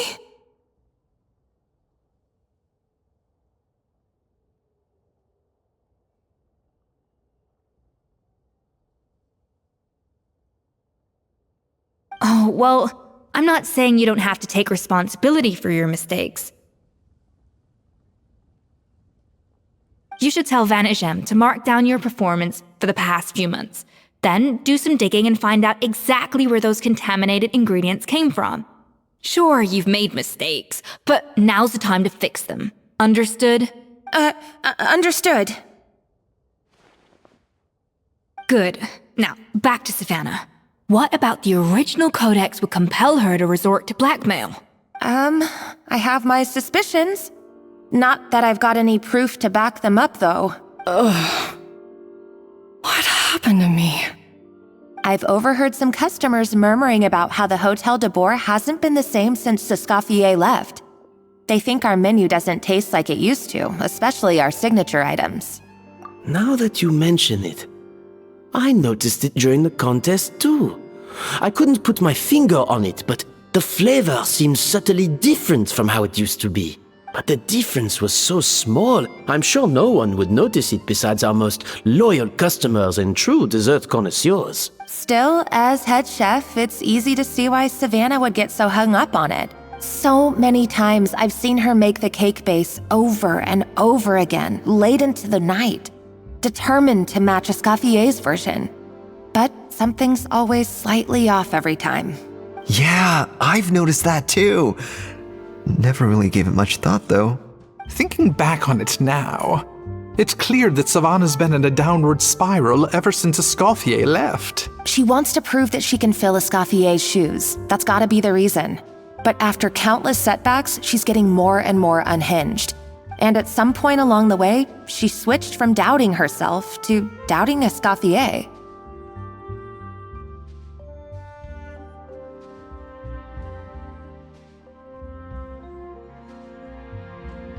Doubting Escoffier? For what?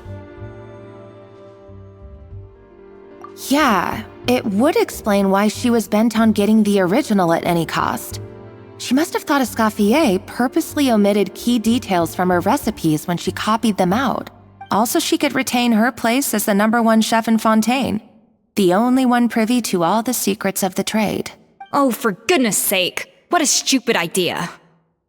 Of course. Then she finally got the codex only to discover that the secret recipes she's been pining for don't exist at all. Seeing how utterly wrong she was must have been a real shock to the system. It probably brought up everything at once. It overwhelmed her, and she passed out. There's still one thing that doesn't make sense, though. If Savannah had the real recipe all along, how come it tasted different? She might not be on the same level as Escoffier, but surely after like 50 attempts, she'd get it right one of those times. You'd think so, but geniuses like Escoffier are in a league of their own.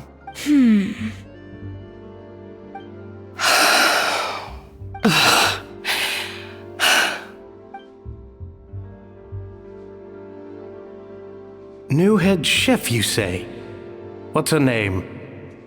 I don't think I've heard of her before. I wonder, can the Hotel de Boer keep its edge without Escoffier at the helm? This tastes different from last time. Is it undercooked or something?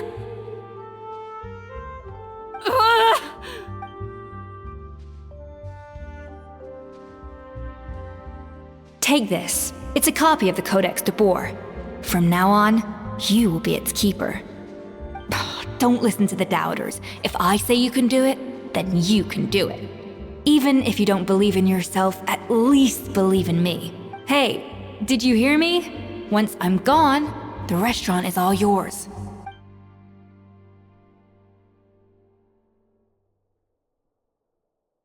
All this time, I've been blaming other people, but maybe I'm the problem.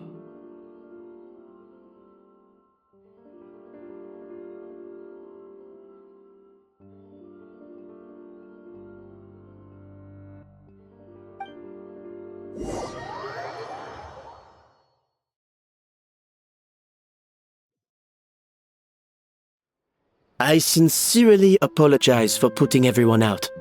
Savannah's awake now, but I don't think she's ready to speak to anyone yet.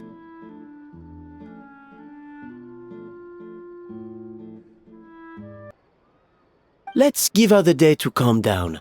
I'm sure you'll have the chance to talk everything out tomorrow.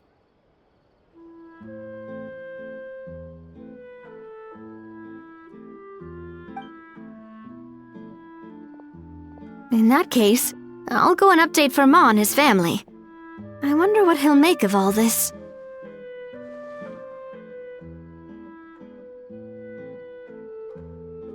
So, we'll come back tomorrow then. That was a long day. I think I've earned myself a sweet treat when I get back home.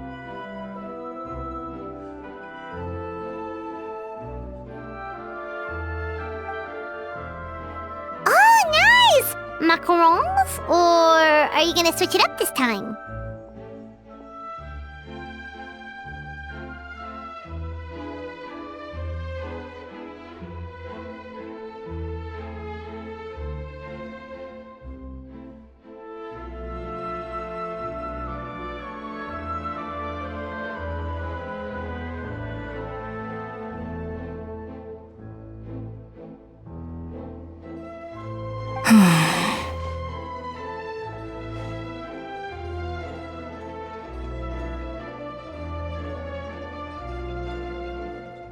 Traveler, how much do you know about the snow-winged goose? Every year, they migrate long distances in search of a suitable home. There's always one goose at the front whose job is to lead the flock.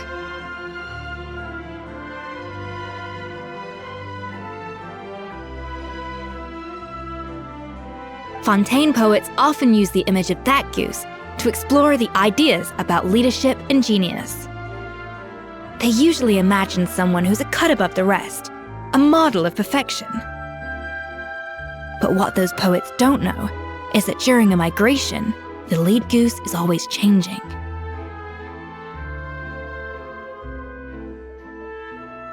Once the lead goose shows signs of fatigue, it retreats to the back of the flock and allows another goose to take its place. So, the truth is that leadership, with all the responsibilities and pressures that come with it, it's something that everyone takes turns at. But we humans completely miss that fact when we project our own ideas about social hierarchies onto them.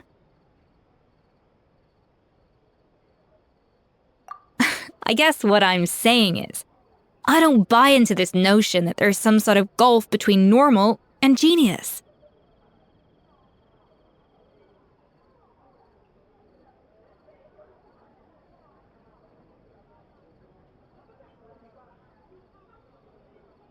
Cooking is a science, not magic. Given the same ingredients, same recipe, and same environment, I see no reason why two different people shouldn't be able to create the exact same dish. Of course, some people have a more sensitive palate than others, and some people are just born bolder or more conscientious. But these are all variables that can be accounted for with time and practice. I'd have no reason to expect so much from others if I believed that perfection can only come from the hands of a genius.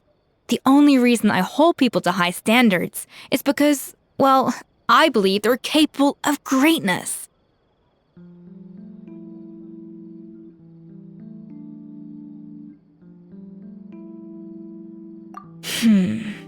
Okay, I've made up my mind.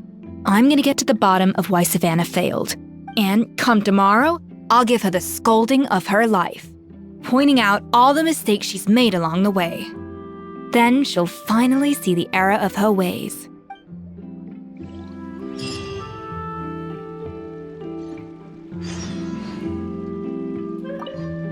Thank you for your words of encouragement. I'm gonna head to the Hotel de Boer and spend the night investigating. I guess I'll see you tomorrow.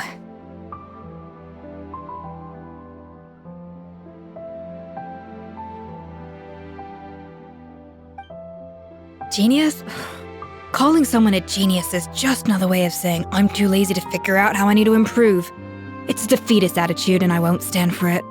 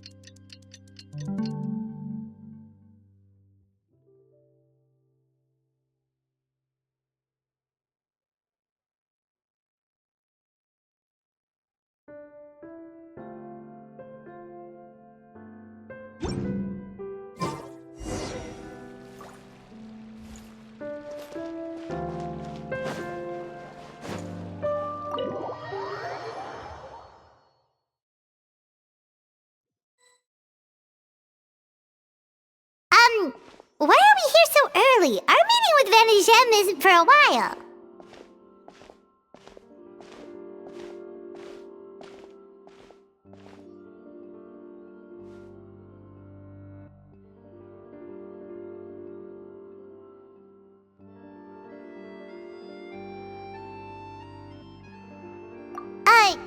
Check on her?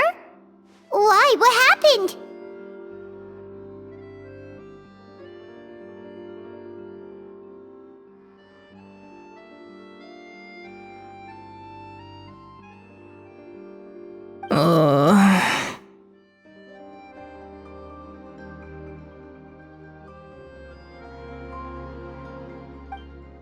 Oh no. Escoffier, are you alright?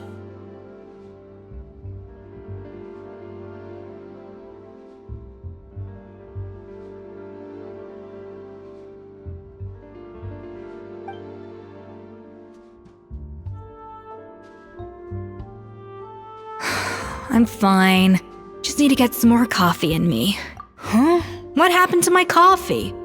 Did I really drink it all? Alright. Thanks. I appreciate it.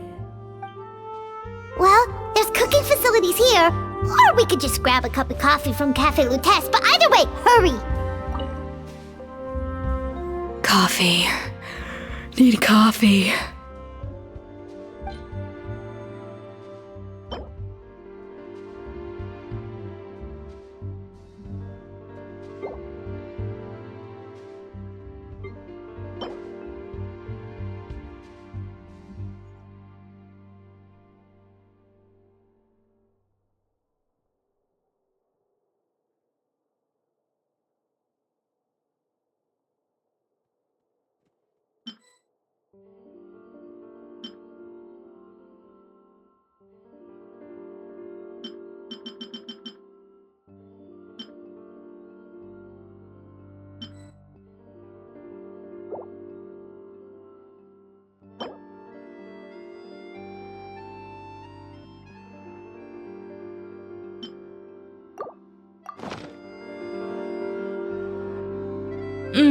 Strong, bitter coffee beans, transformed through expert brewing and balanced perfectly with rich, creamy steam milk.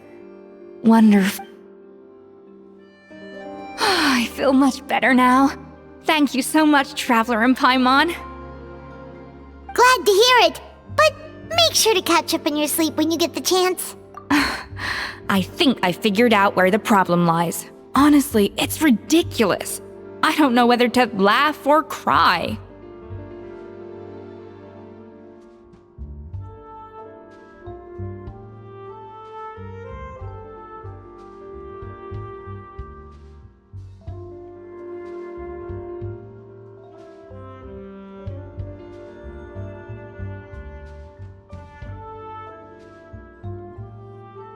Wait, what investigation? What are you guys talking about? I'll save it for when everyone else gets here. It's so stupidly small, I can't believe it's caused so much drama.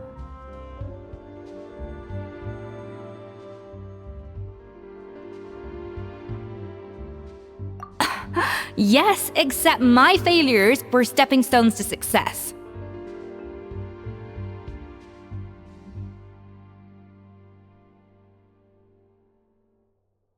Escoffier! Have you seen Savannah? Huh? No, not since yesterday. Why? What's wrong?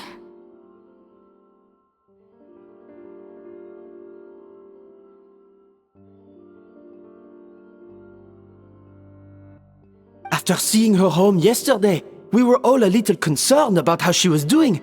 So, I dropped by her place early this morning to check on her.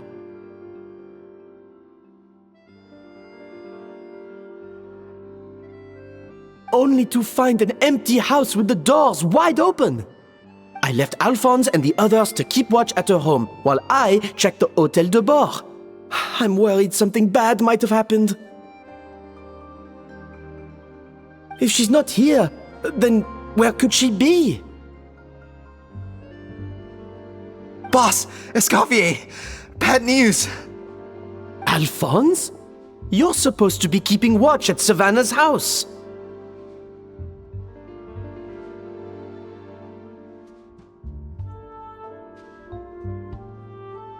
We were, but then, just after you left, we found this stuff in her house. Oh, looks like a map with a bunch of random places circled. Wait a second. This feels familiar. I'm sure these places are all connected somehow. Of course, from the Codex. They're all places that Modeste explored on his adventures. Yeah, but I don't understand. The adventure logs in the Codex are too fragmented to be of any use. How come this map shows all the missing details? The Codex de Bord? Then, this place marked in red out at sea. Could that be the fabled birthplace of Gâteau de Bord? Seriously? So now she set her sights on finding the original recipe and beating Escoffier that way? Geez, Savannah. Anything to overcome a gâteau plateau, huh? Ugh, idiot! Does she have a death wish? Those ruins are thousands of years old. Hold on, there's more. Besides the map, we also found these letters.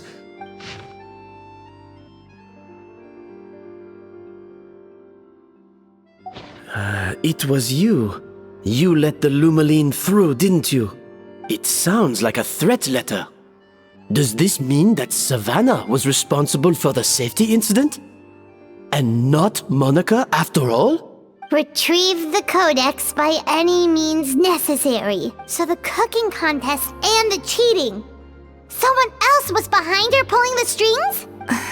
She's keeping the true recipe to herself. Ugh, this is all such a mess.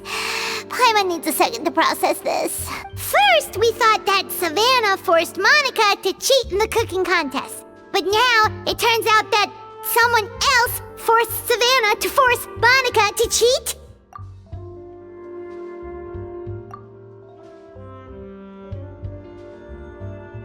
You're finally here. Of course. I should have put 2 and 2 together as soon as I read your threat letter.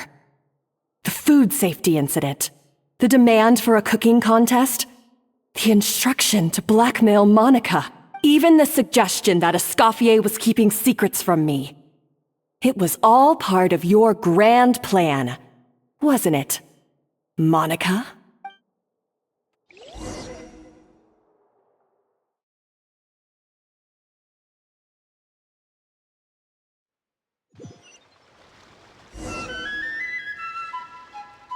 We should be getting close to the spot marked on the map. Of all the stupid things she's done, this really takes the cake. The moment we find her, I'm gonna curse the living daylights out of her.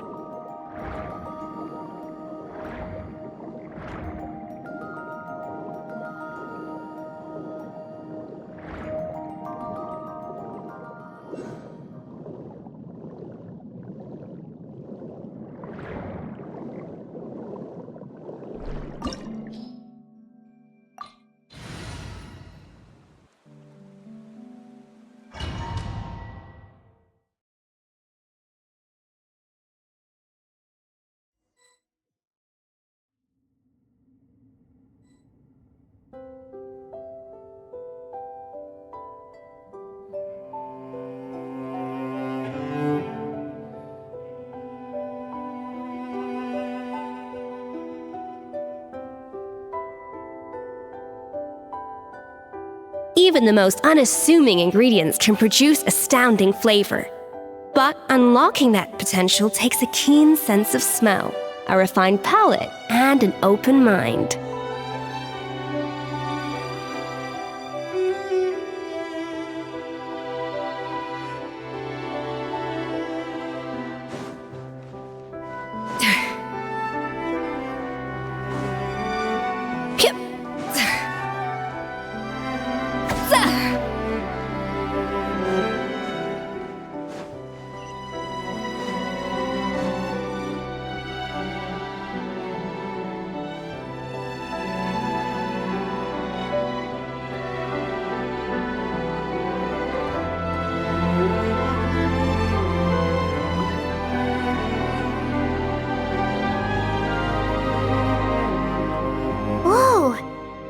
Looks like an underwater restaurant, doesn't it? Suddenly, the idea of an adventure chef finding secret ingredients makes a whole lot more sense. I think Modest's codex mentioned this place. A public bath from the time of Remoria. So yeah, definitely the kind of place that would have served food and drinks.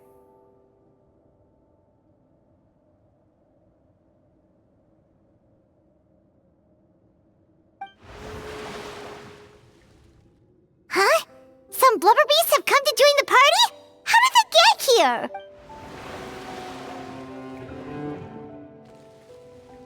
Aw, they ran off! That could be easier said than done. Something's blocking the entrance. Well, did Modeste mention it in his adventure logs by any chance? They must have gotten through somehow. Good point.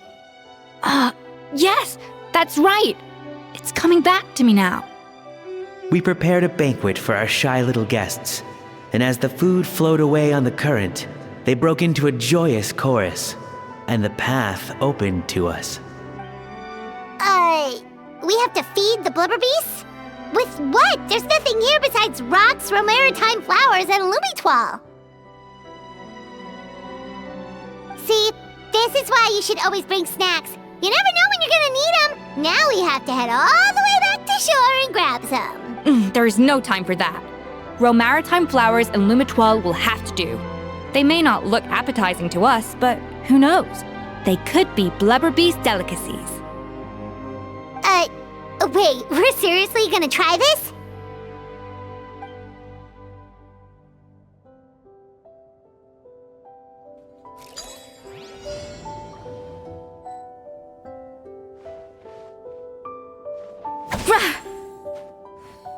Yeah.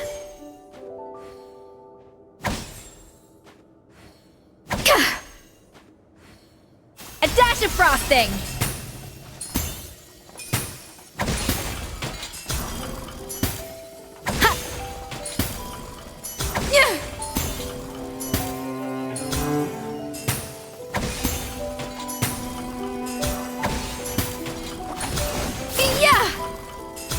To the freezer. Yeah.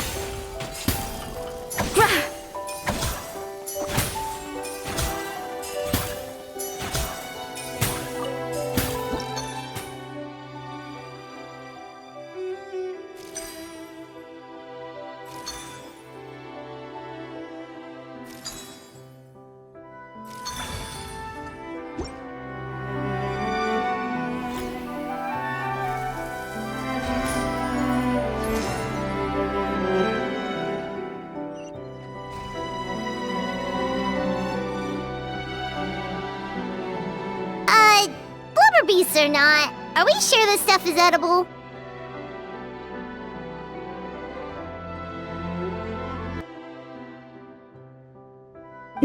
Trust me, they'll love it.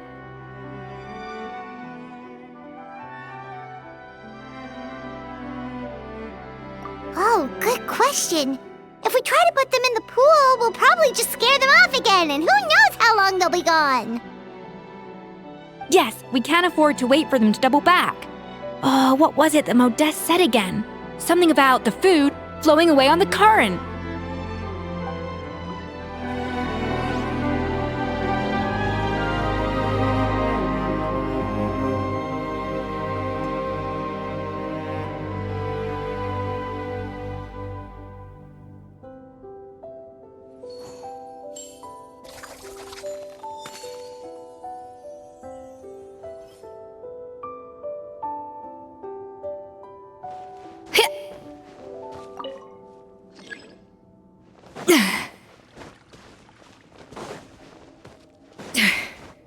Hey, be careful! Scare them off too much and they might not come back again.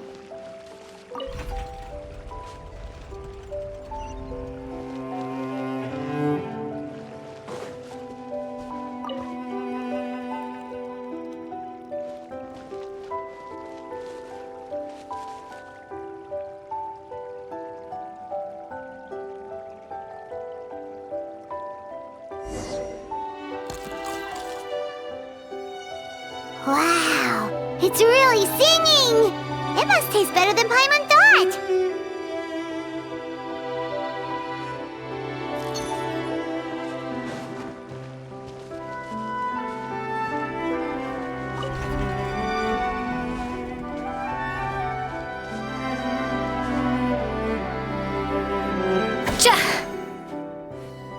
The tracks turned back again. Ugh, so annoying. A little amuse-bouche.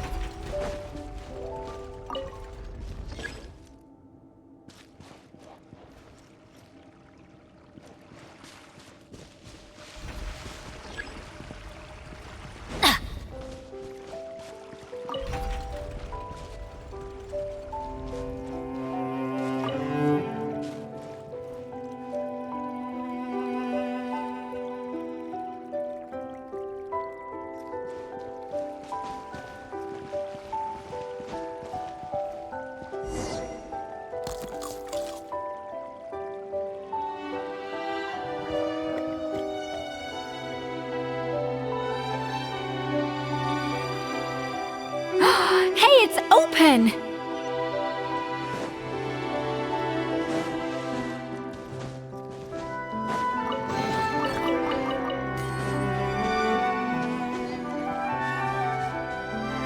Adventure time!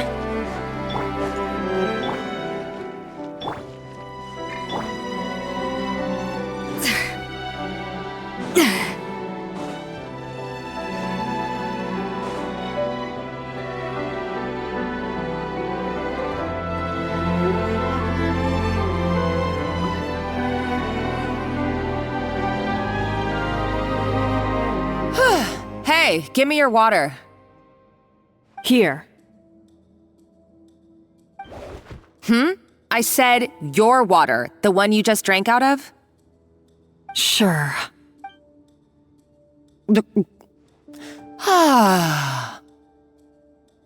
All those years slaving away under Escoffier, and then you. Today, it's finally paying off. Not only have I found the ruin that Savelli kept hidden, but I also get to boss you around like my little lapdog. Hey, go scout ahead for me. If we need to do any more blast tunneling, I want to know where to lay the explosives. Did you not hear me? Get going. Why don't you do it yourself? Oh, when did you learn to fight back? You're always so compliant when I give you instructions by letter. That's because you threatened to expose me for the Lumiline incident. I swear, if I'd known what you were planning, I'd never have... Ha! Don't be so self-righteous. Admit it, you've always been jealous of Escoffier. That's why you lapped up everything I told you. You were terrified of her finding out about your part in the Lumiline incident, and you resented the way her reputation hung over you. So you jumped at the chance to convince yourself that she was the villain, that she deliberately hid her secret recipes from you just to hold you back. It was the first idolization, then jealousy, suspicion, and self-deception. That's what this comes down to. It was the same story with Savelli and my ancestor. He offered Modestus friendship only to murder him out of vanity. He promised to explore the world with him, only to later destroy all records of their adventures. It's a miracle I even found this place. You have no idea the countless hours I spent piecing it all together.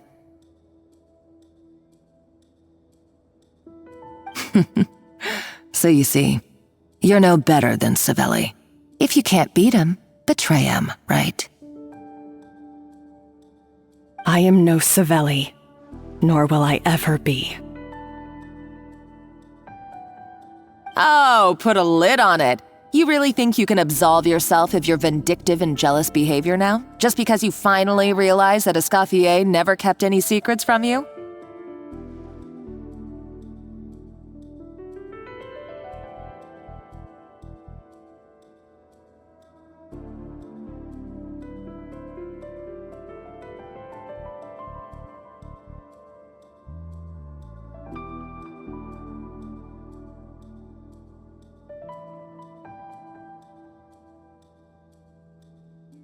You didn't show any remorse when she left, or in the cooking contest. Why start now? You have no right to redemption. You're right. I don't deserve her forgiveness. But Ooh, feisty. But you should watch your tone. Talking to me like that could get you in big trouble.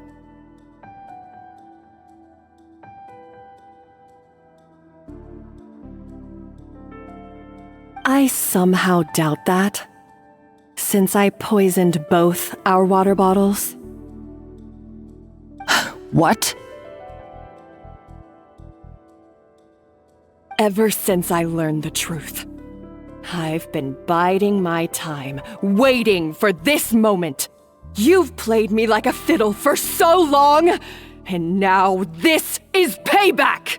But you drank it too! It's what we both deserve.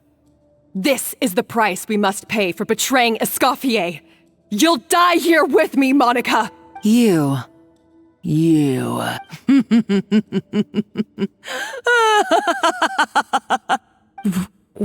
What's so funny?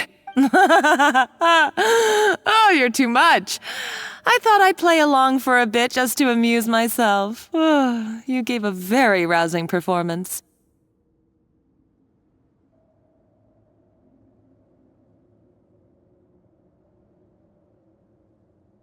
I saw your dumb plan a mile off. There's no poison in these bottles, just clean, fresh water.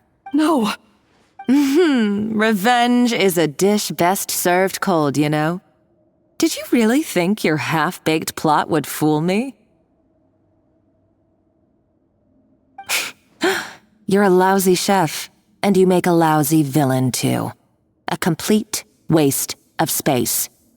No wonder you never amounted to anything. Everything I ever did was a failure. And now, I failed again, for the last time. Hey, why don't you try your hand at being a comedian in your next life? You got a good laugh out of me. But now the show's over. You should have just done like I asked, Savannah. All I wanted you to do was scout the ruins for me. But you had your chance, and now it's time to say goodbye. Stop right there! Let her go, Monica! We've got you surrounded! Escoffier? Ugh, looks like I'll have to keep you around for a little longer. You can't! Stay back if you want her alive! Escoffier and the Traveler. I can't take you both on in combat, but if you so much as flinch, I can end Savannah's life in a heartbeat.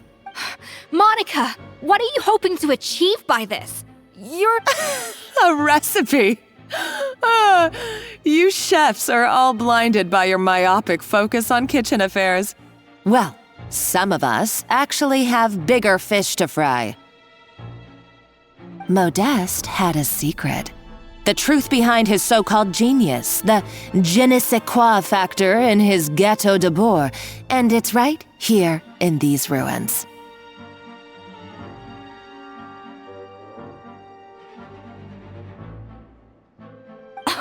Are you serious? You're here because of a Gâteau de Bourg obsession? You've gone completely mad!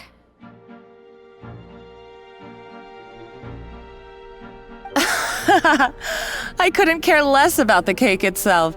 No, the real treasure is the secret ingredient that Modeste sourced from these ruins.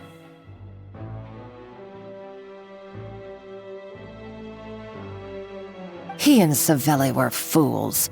A priceless treasure of Remoria in the palms of their hands, and they thought, ooh, this would go great in our cake mix.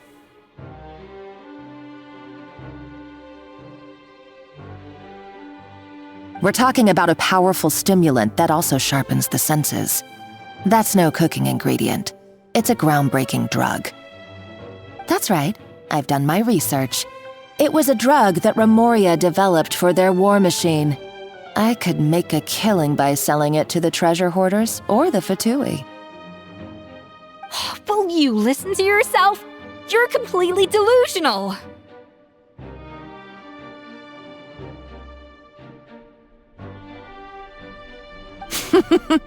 My eyes are wide open. Just wait till I get my hands on this treasure. You'll see what a fool you've been.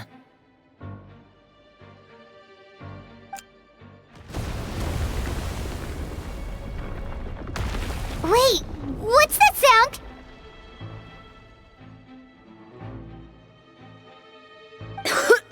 Just when I thought she couldn't get any crazier. She's lucky the whole place didn't collapse.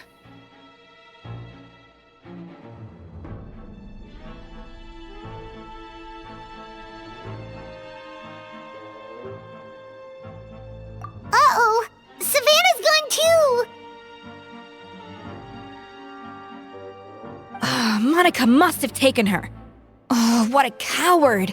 She's only taken her hostage because she knows that she's no match for you. That's true. Even if she finds the treasure, she'll need Savannah alive if she wants to get out of here in one piece. Oh, well, our path's been blocked, so let's look for another route.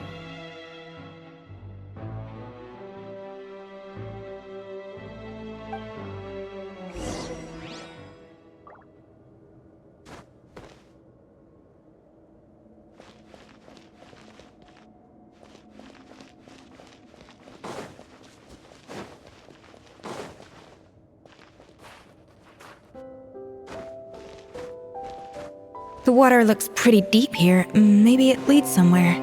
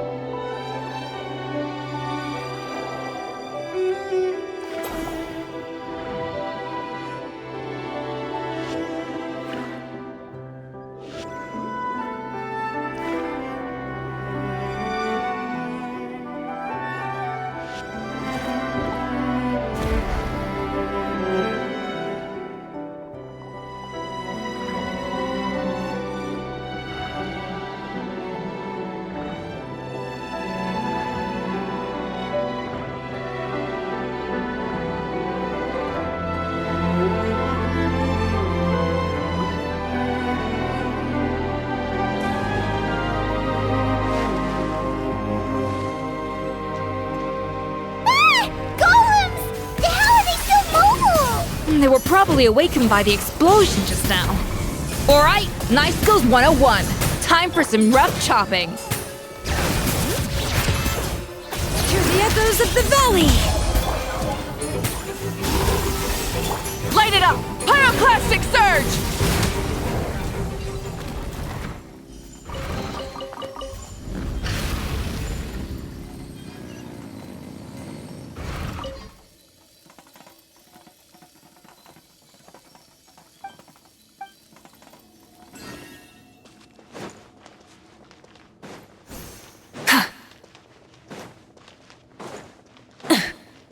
Another door?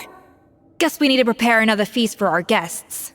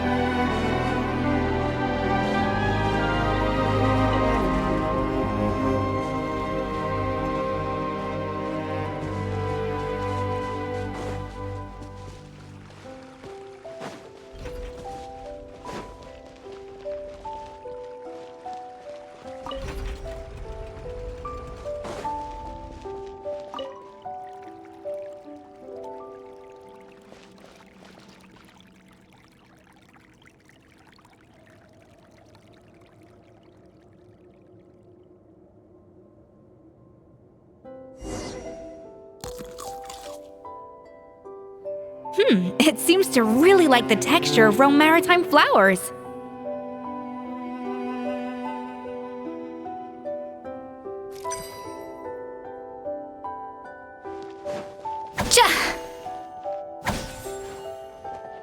A little amuse-bouche.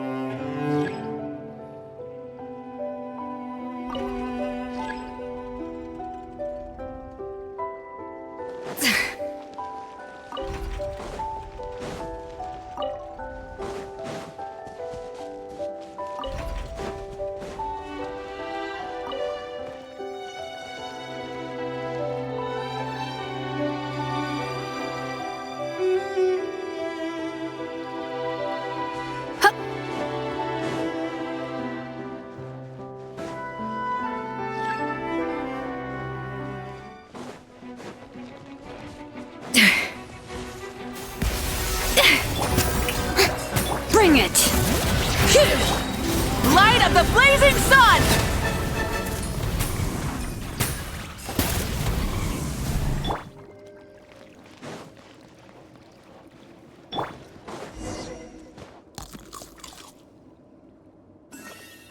I never knew you could process Lumitwol like that. Alright, I've got to jot this down. Lumitwols and maritime flowers. This could open the door to a whole new world. Yep, that's literally the plan. Wait, hold on. Which door are you talking about?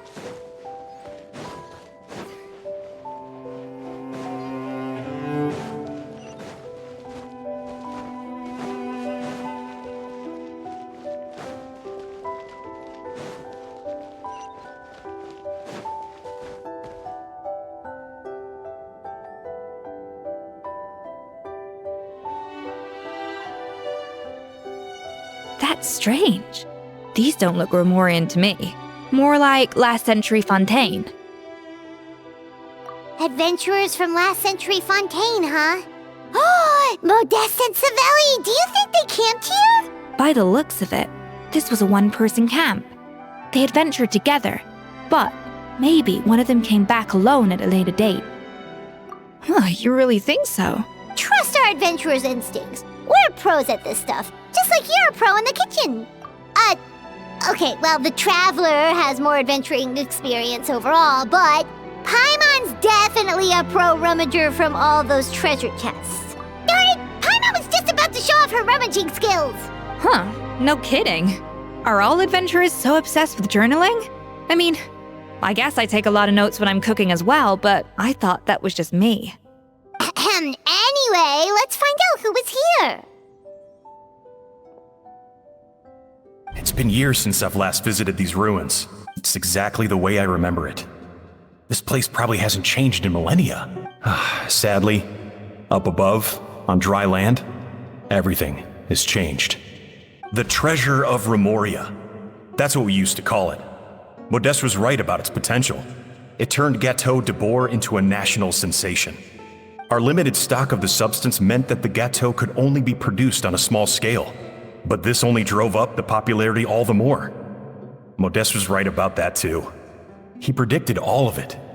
He was praised as a genius, while I, as the one person who'd ever disagreed with him, was labeled a talentless fool. Modeste tried his best to console me, but I knew better than anyone just how great the gulf was between us.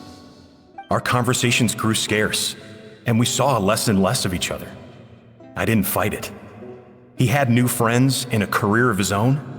Why invite further disdain by inserting myself where I did not belong? I told myself that maybe one day, when I finally created a masterpiece of my own, I'd be able to face him without shame. Or maybe one day, when I've put these feelings of self-loathing behind me, I'd be able to ask him with a smile on my face, how about we go on one more adventure, for old time's sake? Unfortunately, that day will never come. So it was Savelli. From the sounds of it, he came back after Modeste had already died. I always thought it was just a legend. But if it's true, then this must be the place where they found their secret ingredient, the birthplace of Gâteau de Bourg. In that case, what does that say about the death of Modeste? If it's all true, maybe Savelli really did have something to do with it. The taste of Gâteau de Bourg has changed. Modeste was convinced of this, even though everyone swore they couldn't tell. Being the perfectionist that he was, he refused to accept even the slightest flaw in his work. He stopped all sales of the product, locked himself away in the kitchen, and worked day and night, vowing to find out where he had gone wrong. But as he baked and taste tested over and over again, he found he only strayed further and further from the original taste. It was only when he was sipping on coffee one day and realized he could not taste the bitterness that the truth finally dawned on him. What had changed was not the gâteau, but his sense of taste. The treasure of Remoria stimulates the senses, taste included, and invigorates the spirit. In the short term, it offers people the ultimate gourmet experience, but in the long term, it dulls their senses entirely. In hindsight, it made perfect sense. After all, Why would a culture that sought liberation from the constraints of their bodies care for the loss of their senses? But we realized it too late. We were just too late. Over the course of his many culinary experiments, Modeste exhausted the remaining supply of the treasure of Remoria. He consumed it all himself.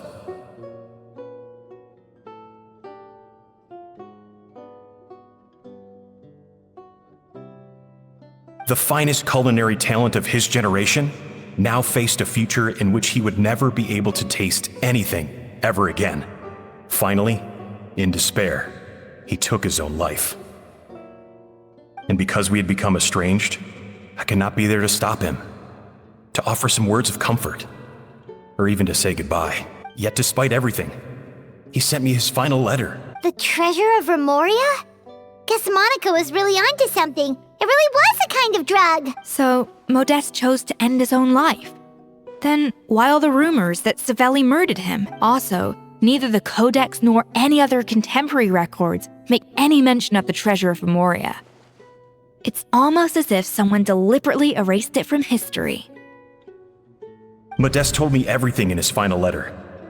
His was a tale of how even a genius could fail, and how much more devastating it is when it happens. Did he hope I would gain some personal catharsis from knowing the truth? Or maybe he wished for me to warn the public about the dangers of Gâteau de Bourg, proving that I had been right all along. But if the public ever learned how Modeste's greatest triumph became his undoing, his fall from grace would be swift and merciless. What would be his legacy then? How would future generations view everything we built together? I fear the scorn I have faced these last years would pale in comparison to the scorn shown to him by the history books. I cannot let that come to pass. I will do what I must to protect his name. It will mean tampering with his notes to remove the damning details, leaving mere fragments of our story behind.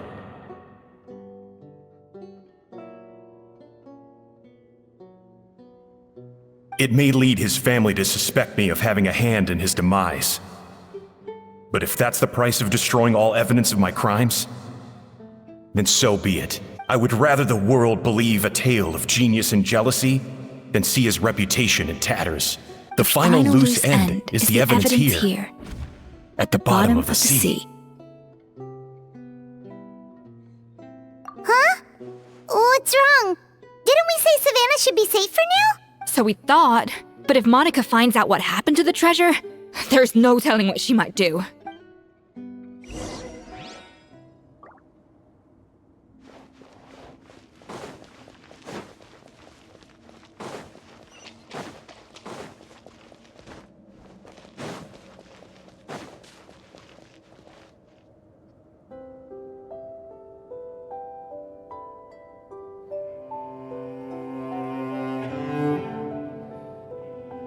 The treasure of Remoria.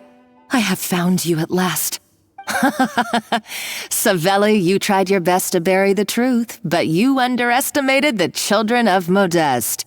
Some fragments of his diary escaped your clutches, and we have held on to them for generations. But I have to thank you too, Savannah. Without your help retrieving the Codex, and with it the last piece of the puzzle, I may never have found this place.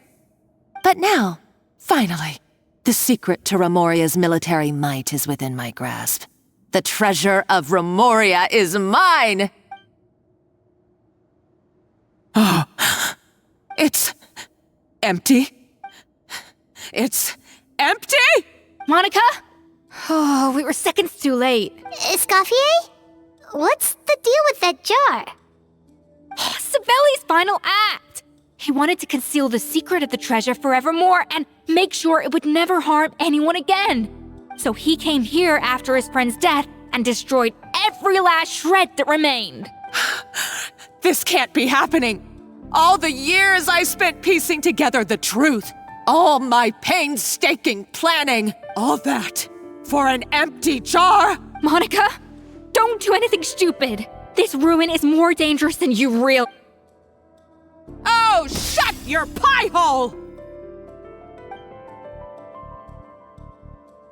Praise be to Lord Remus. You barbarian shall be slain.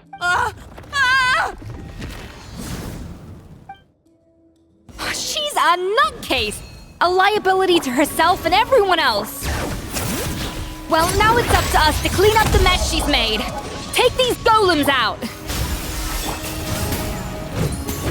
Full throttle!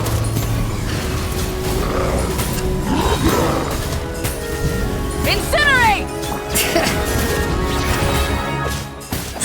Pyroclastic surge!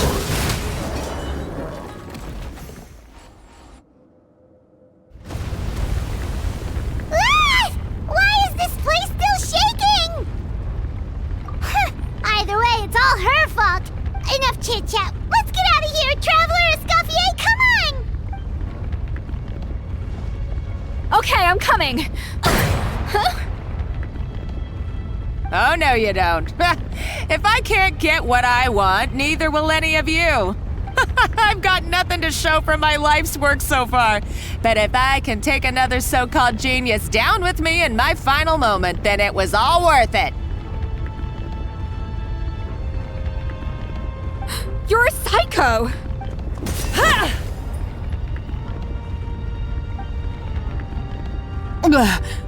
Savannah, when did you wake up?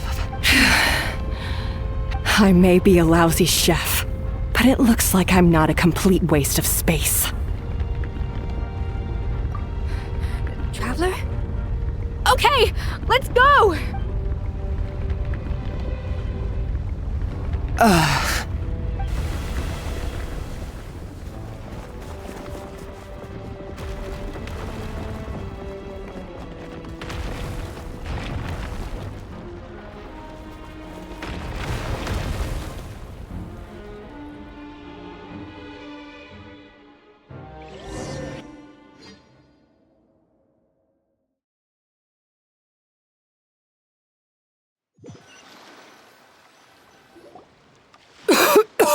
Escoffier! Savannah! Traveler! And Paimon! Venegem! What are you all doing here? What did you expect us to do? Stay at the restaurant and sit on our merry derrieres? While the Traveler and Escoffier were out here risking their lives? We had to do something. Even though that something ended up being, well, waiting for you here instead. I don't deserve any of you. And I certainly don't deserve to be your head chef. It was my fault Escoffier had to leave. Then I couldn't live up to her standards. I acted like a tyrant in the kitchen. And now I almost got myself killed. Come back, Escoffier. Come and be our head chef again. I'll never be able to replace you. Okay, so everything I said to you the day I left, it just went in one ear and out the other? Huh? Sorry, I was kinda in my own head at the time. All I could think about was the Lumiline situation. What was it you said again? Forget it. It doesn't matter. Anyway, I didn't leave this job because of you. And you're not nearly as awful a chef as you think. If you were that bad, why would all your staff show up here for you? Escoffier's right. Sure, you nitpick our work and get us to do things over a lot. But when it comes down to it, you're the one who's always doing whatever it takes to make sure the customers get served on time, every time. Things were pretty rough after Escoffier left, and Savannah's the only reason we've been able to make it through. Our customers know that Escoffier doesn't work for us anymore. But the fact is, they keep coming back. At the end of the day, we're all human, and we all make mistakes. All we can do is recognize where we get it wrong and do our best to improve. That's all that's humanly possible. No, I get what you're saying, but what I did to Fermont and to Escoffier, it's unforgivable. Well, about that, there's someone else here to see you, Chef. It's been a while, Chef Savannah. Firma? I'm so sorry. I put far too much pressure on you. And the way I stubbornly refused to go and see you after you fell ill. There's no excuse. But I'm too late, aren't I? The damage is done. I heard... Actually, I think I'm going to be just fine.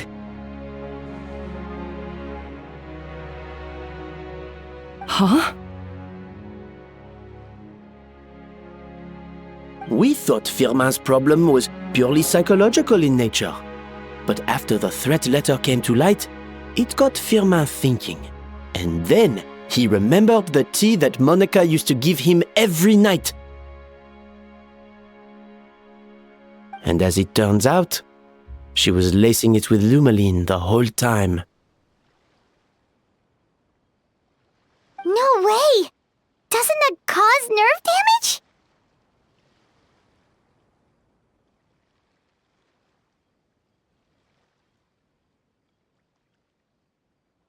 It can. High doses pose a risk of serious nervous and sensory complications. But if you calculate the dosage carefully, you can control the extent of its effects. A small dose might simply make a person more emotional, whether that means more fragile or more hot-tempered. No wonder it seemed like you'd lost your edge. I asked my friends at the Fontaine Research Institute about it. They said that with the low dose I was taking, the risks are pretty small. They also fixed me up with some meds and said I should recover in no time. Well, that's what happens when you give someone a little bit of hope to cling on to. There's more. We believe that Firmin was likely not Monica's... You mean... she... Oh, so that's why Savannah's been so irritable this whole time! Let's not be too quick to blame everything on the Lumaline. That stuff can only amplify what's already there. So tasty food will seem like the most delicious thing. So you better make sure you reflect on your behavior and apologize to every single person you've wronged.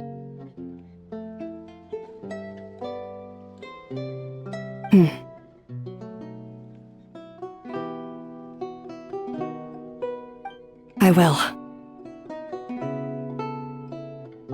I'm sorry.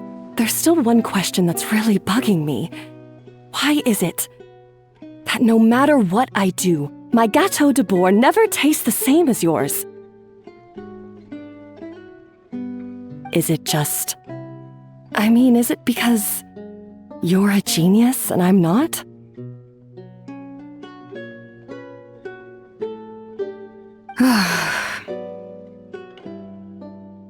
It's because the heating element in your oven is broken, you silly goose. What? Huh?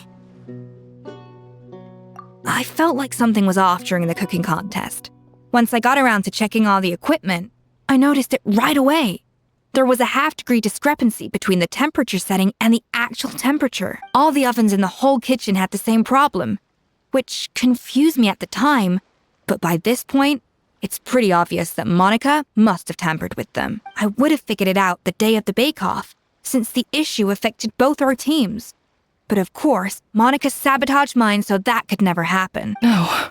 I spent so long trying to find out where I was going wrong, and then you pinpoint the problem in just one night? It all comes back to one simple, undeniable truth. You're a genius, and I'm just plain old Savannah. Oh, cut it out! Stop the woe is me act for a second and just think. I came up with this recipe. You don't think that might have something to do with it? Do you know how long I spent perfecting my Gâteau de Bourg? 3 years! 3 whole years! I know this dish inside out, back to front and upside down.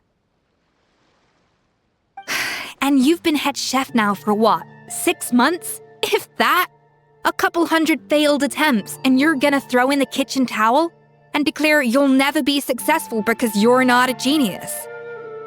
You clearly have no idea how many kitchen failures I've had under my belt, or just how long it took me to finally get my recipe to a level I was satisfied with.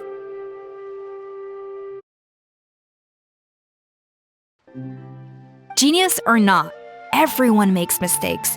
Modeste did, Savelli did, everyone does. You're only a lousy chef if you don't face up to your mistakes, learn from them, and then keep chipping away until you crack the problem once and for all. Surely you haven't forgotten all that. You were no lousy chef back when I handed you the reins.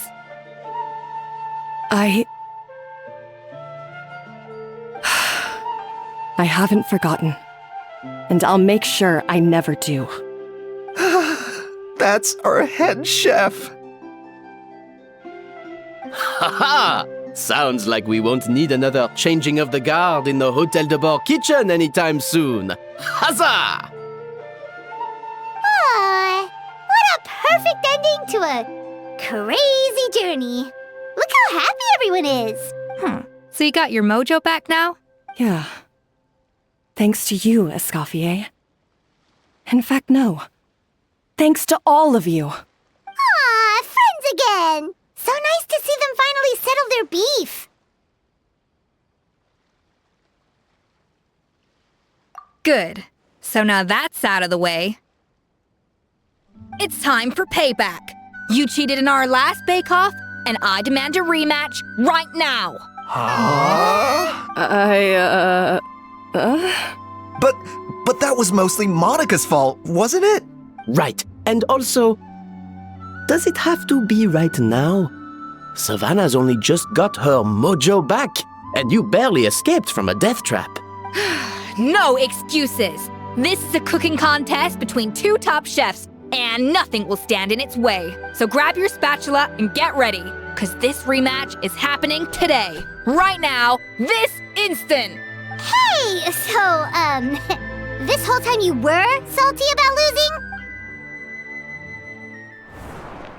The second cooking contest commences now! This time, no more games, and no holding back!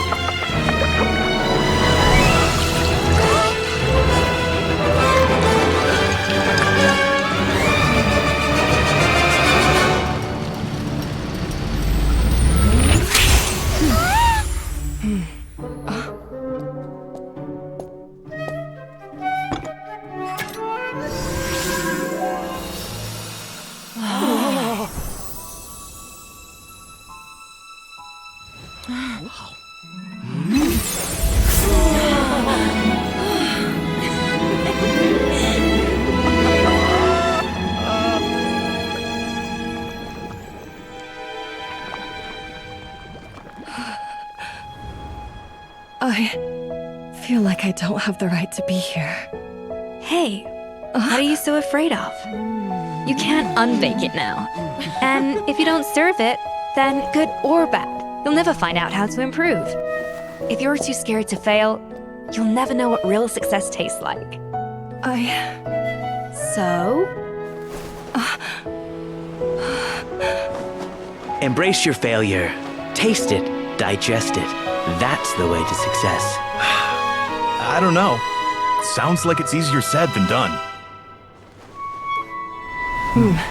I'll do it.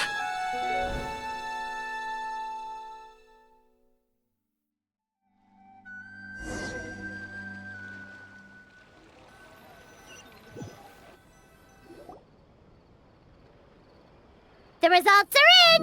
A landslide victory for Escoffier! Quite rightly, too. Piece of cake. Oh yeah, look at that! Savannah looks pretty chipper too, considering she lost. Now, where were we? Yes. Do you have any more questions? I thought Navia would have filled you in. And actually, I said all this to Savannah before I left.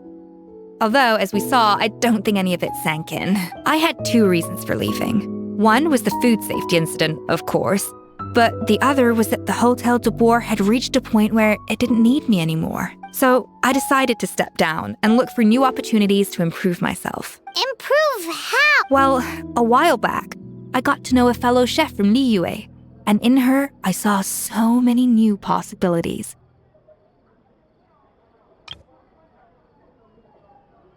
She has that same adventurous spirit that Modeste and Sibeli had in their youth. Slime mucus, lizard tails.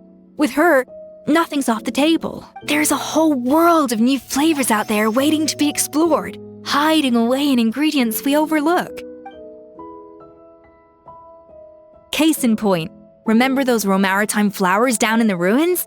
I used them in the cooking contest just now. Did you taste the difference? What? Paimon didn't notice at all. Half of the art of cooking is dissecting the recipes of previous chefs and figuring out the exact constellation of elements that gave their work its signature taste. And the other half, it lies in freeing yourself from the confines of the kitchen. You've got to go— Uh-oh. Paimon's suddenly not sure she wants to try your cooking anymore. Don't worry, it's not going to be a free-for-all like in Modeste's time. Before I put anything into my food, I'll obviously do my research, make sure it doesn't contain any harmful substances. In the meantime, take this. It's a recipe for Petit Gâteau de Boer revised version. I tweaked it to suit your needs as busy adventurers. Hope you enjoy, and remember, feedback is always welcome. All right! So, do you ever see yourself returning to Hotel de Boer? Oh, of course. I've already promised Vanishem that I'll come back every once in a while to make sure the quality of the food remains at an acceptable level. You know, Paimon's still a little disappointed that we never got to see the treasure of Remoria. Surely Monica wouldn't have gotten drawn in so deeply if it wasn't for all the mystery surrounding the original Gâteau de Boer. She practically dedicated her life to finding the lost pieces of Modeste's diary. Then went to all that trouble to infiltrate the Hotel de Boer. And in the end, it was all for nothing. Since you mentioned the treasure, between Modeste's writings and what we saw in those ruins, I think I may have figured out the truth. The so-called treasure of Remoria was most likely a substance that the Remorians extracted from Lumitoiles, better known to us as Lumiline. Huh? So then, why all the hype back in the early days of Gâteau de Boer? Don't forget, it was a very different era. We could barely even refine sugar back then, so desserts were very much in their infancy. In a world of bland food, it's no wonder that the first thing to really excite people's taste buds took the world by storm. And as for the Lumiline, it may well have been somewhat valuable in ancient times. But these days, it's just another drug from the Fontaine Research Institute. Even if Sibeli hadn't destroyed it all, I doubt it would be worth that much these days. So after all that, there was nothing in those ruins but worthless junk. Feels strange to say it, but Paimon almost feels sorry for Monica. She sacrificed it all only to get nothing in return. Hey! Huh? Navia? You just got back from that underwater ruin, right? Well, check it out. They ran a special issue. Did you see anything like this down there? Freshly unearthed from the ruins of Remoria. A magnificent jar thought to be over 1,000 years old. Experts say it has immense artistic and historical value. It could be worth an absolute fortune. Wait, isn't that the jar they used to hold the treasure? If only it was still in one piece. Some butterfingers must have dropped it or something. It's such a shame.